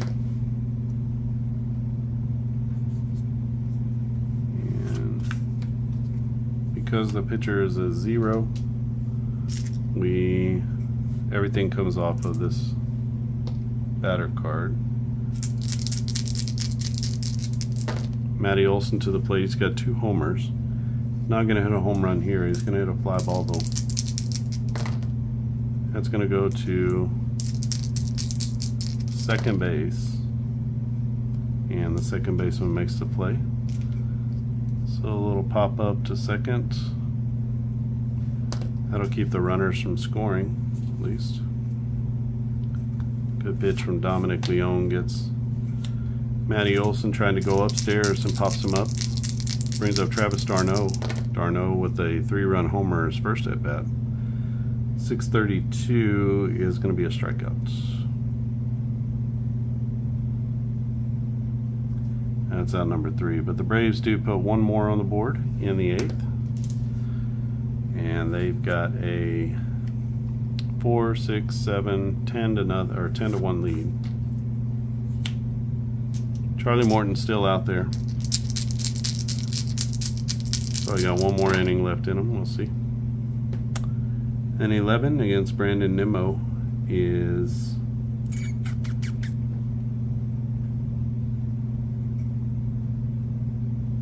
so he's a -4, so a 1 to 6. So this comes off Charlie's card. 557 is going to be a strikeout. Oh, yeah.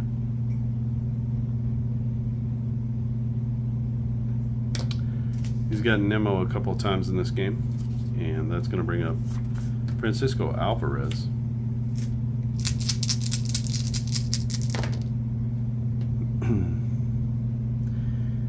Alvarez, a right-handed batter, so he's going to be a 1 to 6.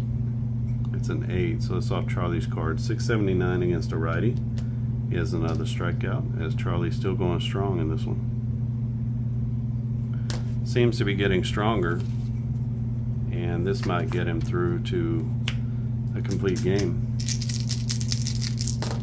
O'Neill to the plate. O'Neill against right-handed pitching is a +3. Morton against lefties is a -5, so it's a -2, 1 to 8. This comes off Charlie's card. 858. Just into, actually it's not, it's into his walk range. So he's going to walk O'Neill. Got to make sure you're looking at the correct side there.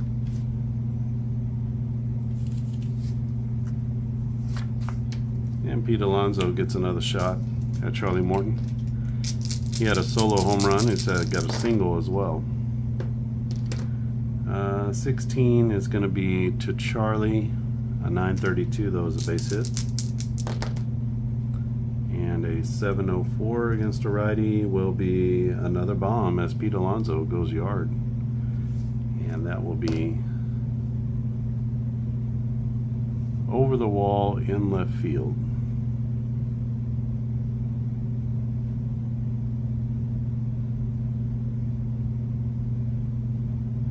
So 2-run jack. It's going to make the score more respectable as Pete Alonso goes over the wall in left field into the stands, and it is now 10 to 3. Brings up Daniel Vogelbach. A 138 is going to be a ground ball. And that is to first base.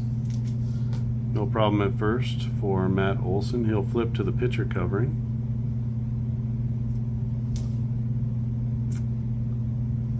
And the Mets get 2 in the 8th, but they still trail 10 to 3. Get a new pitcher here. Somebody new.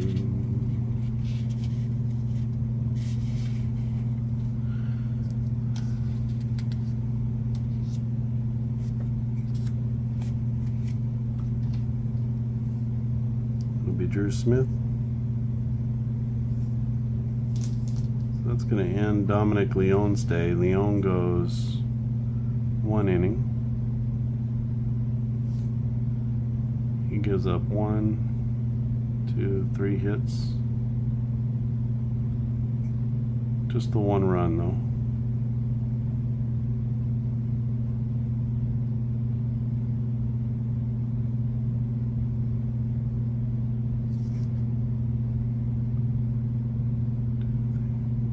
Six batters. So Dominic Leone is out and Drew Smith is in. Smith with a 4 stamina. He'll face off against Marcel Ozuna in this one. Ozuna, a right-handed batter, and Smith, a right-handed pitcher. So it'll be a 1-12 for Ozuna. This comes out the pitcher card. Well, 607 is going to be a strikeout.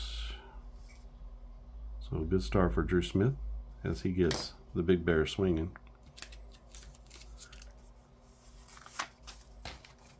Brings up Eddie Ross to the plate. Rosario, 2 for 3 with a home run and a single. He's a left-handed batter, so a -1 and a +1, so they're even Steven. So this comes off the pitcher card.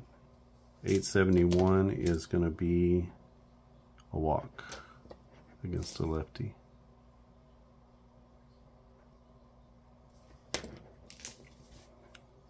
So Rosario to first base. Orlando Arcia to the plate. Arcia is 1 for 3.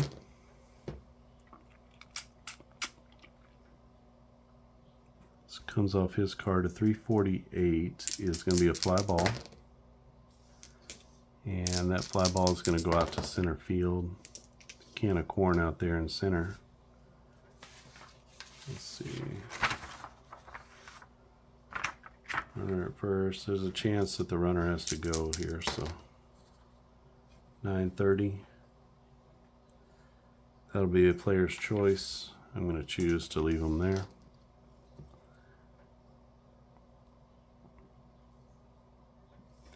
So deepish fly ball out to center field for Arcia, but that one stays in the park. That'll bring up Michael Harris to the plate. Harris is 2 for 4 on the day. He's got an RBI, run scored. So he's a 1-11 to control, and he will control 369 against a righty.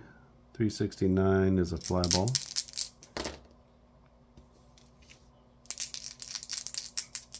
That goes out to right field, and no problem in right field, as the right fielder McNeil makes the catch. The Braves get 1 on in the 9th, but they can't get him around. They lead 10-3. And we'll leave Charlie Morton in there to go for the shutout, or for the complete game. Sorry, it'll be Vientos, Ortega, and Mendick.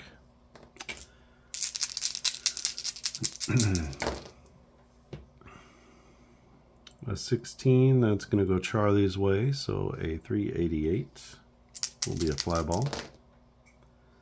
That goes to left field, and no problem over in left field by Eddie Rosario as he makes the catch for out number 1. Charlie now 2 outs away from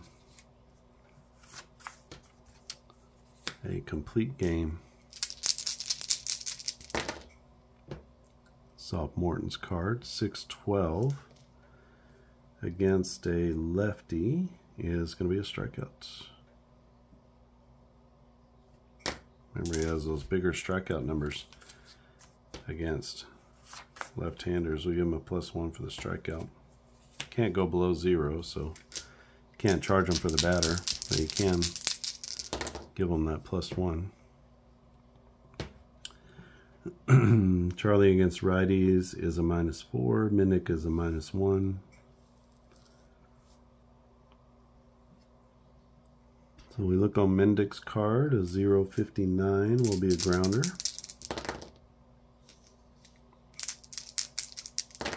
That's a ground ball to second base. No problem at second for Ozzie Albies as he makes a clean throw to first. And that 1-2-3 inning will end this game, as the Braves take this one by a score of 10-3 in New York. Charlie Morton goes the distance. 9 innings. He gives up 1, 2, 3, 4, 5, 6. Scatters 6 hits. Gives up 3 runs. And all of them were earned. 1, 2, 3 walks. 1, 2, 3, 4, 5, 6, 7, 8, 9, 10 strikeouts. He faced 35 batters and no wild pitches. So 3 runs on 6 hits for the hometown. Who are they? The Mets. I think just the 1 error, right? Yeah, 1 error. And I want to say there was an error over here as well, but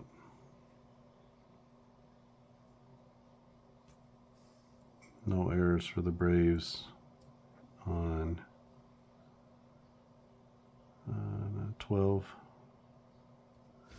10 runs on 12 hits, no errors for the Braves. I think definitely Matty Olson vying for player of the game honors. Travis d'Arnaud with a 3-run home run. Pete Alonso had a couple of home runs as well. I think it's going to be Matt Olson. It's our player of the game. So that is Precision Baseball. You can see I'm a little tired, so I'm not playing it very quickly. But you can see there's a lot of moving parts. There's a lot of like intricacy to the game. It's not difficult to play. It's just like a lot of things to remember. But again, I do have this cheat sheet that sort of runs you through each of the different things that you need to be doing on each play. And I have this specific hit chart, or there's a very generalized hit chart as well. I can find it. I have this sort of generalized hit chart with just kind of a basic, just roll a d10 and find out where it goes. And then just a super simple runner advancement. So I'll include that as well if you want to do something a little less tedious. We have all the different types of plays: bunting for hits, sack bunt, squeeze bunt, hit and run. And then we didn't get any of these, but on that first roll off of here, off the cards, if it's a 3 of a kind, then that triggers a highlight play, and then you would roll for these different highlight plays. And so there's highlight plays for ground balls, fly balls, line drives, strikeouts, and walks. And so lots of different sort of rare plays, but also just kind of highlight, uncommon, kind of cool plays.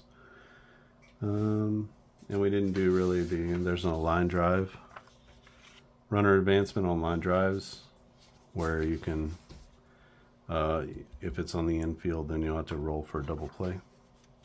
Fly ball, runner advancement on hits to the outfield. And then all of our ground ball plays here, including your infield end plays. So if you're playing infield end, you'll use this chart. And if a ground ball is hit to a pitcher or catcher, you'll use that chart. We have, this is the error chart I'm referencing every time. This is the player finder. These are your base running charts. So general base running, tagging up, that's when we have to use the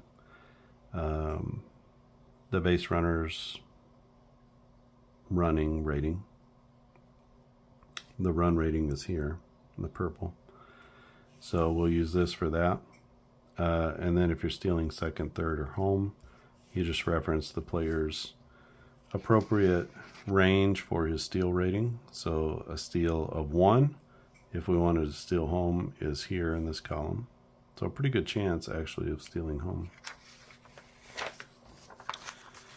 And then we have the 2 double plays. So if you're looking at the fielder, that's the DP rating. If you're looking at the batter, it's the grounded into double play value. If you have to do a range check, this is where you'll look for that. Again, if you're trying to take an extra base and the batter's speed is greater than the outfielder's range plus arm, then you're going to use this chart to determine safe or out at the extra base. And then if we get the chance to rob a home run, which happens rarely, but it does happen. Let's see, where was the ballpark? So if the fence here, as long as where it's hit is 10 feet or less, so if it's hit to left field and it's 10 feet or less, or left center, center, right center, and right field. Some ballparks are a little different. So if we were playing at Truist Park, where the Braves play, the right field wall is huge. It's like 20 feet. So you can't rob a home run in right field.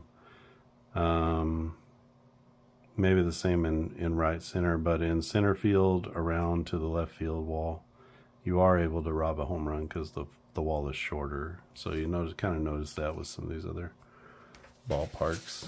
It happens with Fenway. So Fenway Park, obviously the green monster is huge, 37 feet, but you can see it kind of goes down as you go around the field here. So when you get to center field and right center field, out here, you're able to actually rob the home runs when they get out here. So that's a possibility, but out in left center field in this corner cut here, it's a huge wall. So each ballpark has its own special configurations that allow for things like robbing home runs. And so if you get a chance to rob a home run, then you'll look here and you're using the outfielder's range. That's what you're using. And then you also get the manager tendencies. So this has every manager. San Francisco had 2 managers, so you got both of them in here as well, but there's only 1 rating for the taking extra bases, because that's basically your first base and third base coaches, right? So if your manager changes, that doesn't always change. So we have all those, whether they're normal, cautious, or aggressive, which matches up with our taking extra bases here, our runner advancement. So aggressive, normal, cautious. Same thing with trail runners. And then you have the ability to just kind of see how did each manager handle stealing second and third, sacrifices, intentional walks, pinch hitting, and pinch running. And then like frequency of bringing in pitchers in a game. You can see David Bell was above average in bringing pitchers in, so was Brandon Hyde. Some of these guys stuck with their guys longer. Baldelli, Phil Nevin, they would bring fewer pitchers into the game, so they kind of stick with their pitchers a little bit longer.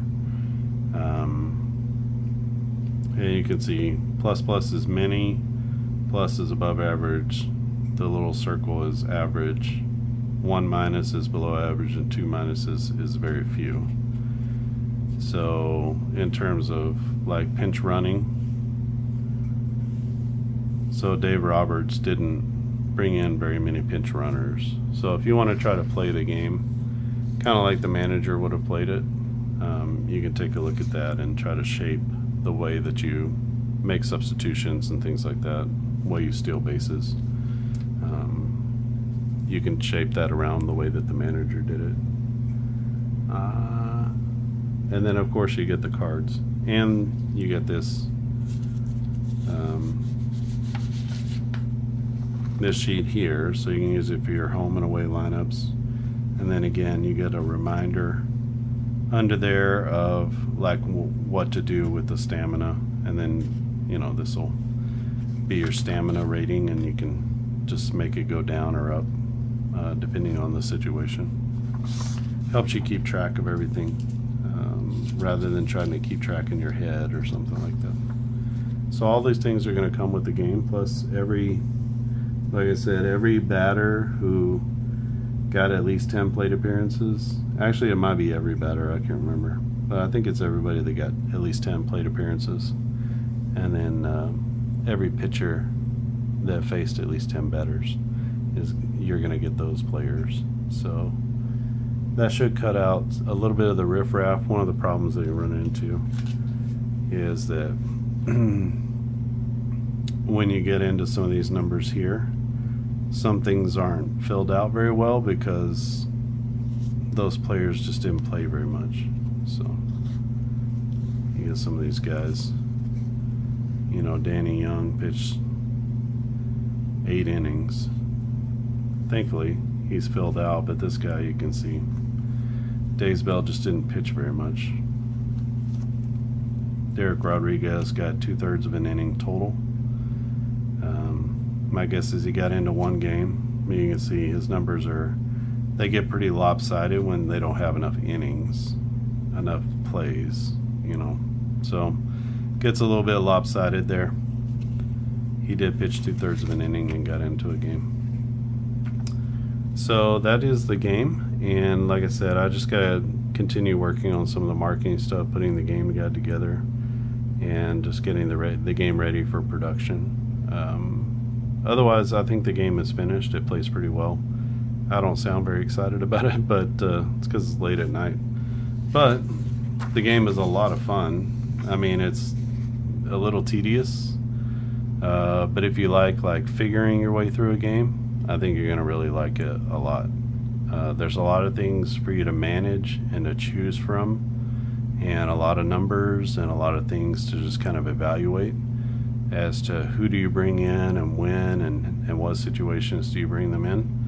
And then there's also quite a few choices for you to make on the base paths, a few choices to make as far as fielding is concerned. And then you have you have a little bit of the flavor of the actual ballpark here. So like a double into the notch in center field out here. You can bang one off the wall in left field. You can hit it into the stands above the left field wall.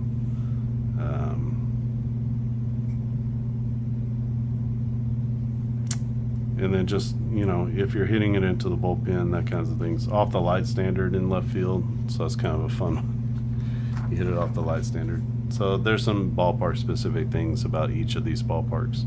Some of them are ground rules. Some of them are just like funky things like hitting it into the basket at Wrigley Field and stuff like that, which I found out this week they put it in because somebody fell into the field of play, and so they put the basket there to keep people, I assume drunk people in the bleachers, from falling into the field of play, because that wall is high out there in Wrigley Field. You can't just like hoist people back up into the stands. I guess they felt that was a big enough danger to put a basket out there to catch all the people. I thought it was to catch the balls. Turns out it was to catch all the people. So I think we'll leave it on that note. If you haven't subscribed to the channel, click subscribe. If you like this video, just click that little thumbs up. Super easy way to support what I'm doing here. Another good way is to just buy something. So you can go to clarkandaddisongaming.com. And the 1980 on-base baseball season is fresh and out, so you can purchase that. Those cards look like this. So on-base baseball is really easy to play. It's easy like APA Basic or Strat Basic. All of the results are printed on the cards if you want to play with the cards. There's also a roster sheets roster sheets that you can play with, where they have all the same stats and all the same everything. It's just you play off of a single game engine chart, and then you just transfer all those stats and lineups and stuff over to a score sheet and just fill it in yourself. That way, if you don't want to deal with cutting cards, or you can't cut cards or whatever, you just don't want to print that many pages, then you can just do the roster sheet set. I'm also working on physical copies of the roster sheets, and so that should be coming soon, where you would have all the roster sheets together. Those look like this. So you can see the player and their team, position, how they bat, and then batting, defense, and speed are these first three values, and that's what you use along with the game engine chart to be able to play the game. But you can see here, this is, you know, these are batters on the top and pitchers on the bottom. So you have your pitchers, how do they pitch, what's their role, their stamina, and then their FIP, which the FIP is what we use for the pitcher side over here. So that will all be bound into a single spiral notebook, and I did the 1980 season, and I'm testing it out. So I've ordered it, and I'm just waiting for it to come in. It'll probably ship in another week or two. It's print on demand, so it's going to take a little bit longer to get to you. But at this point, the price point is you know, I don't remember what I put, $19.99 maybe, something like that. And it's about like getting the game, except, you know, you're gonna get a physical printed copy. If you purchase the print and play game, so the PDF game, it's $15, and you get the cards and the roster sheet set. But if you wanted a printed copy of the just the roster sheets, then you can have a nice printed copy. It's gonna have a nice the front and back cover is gonna be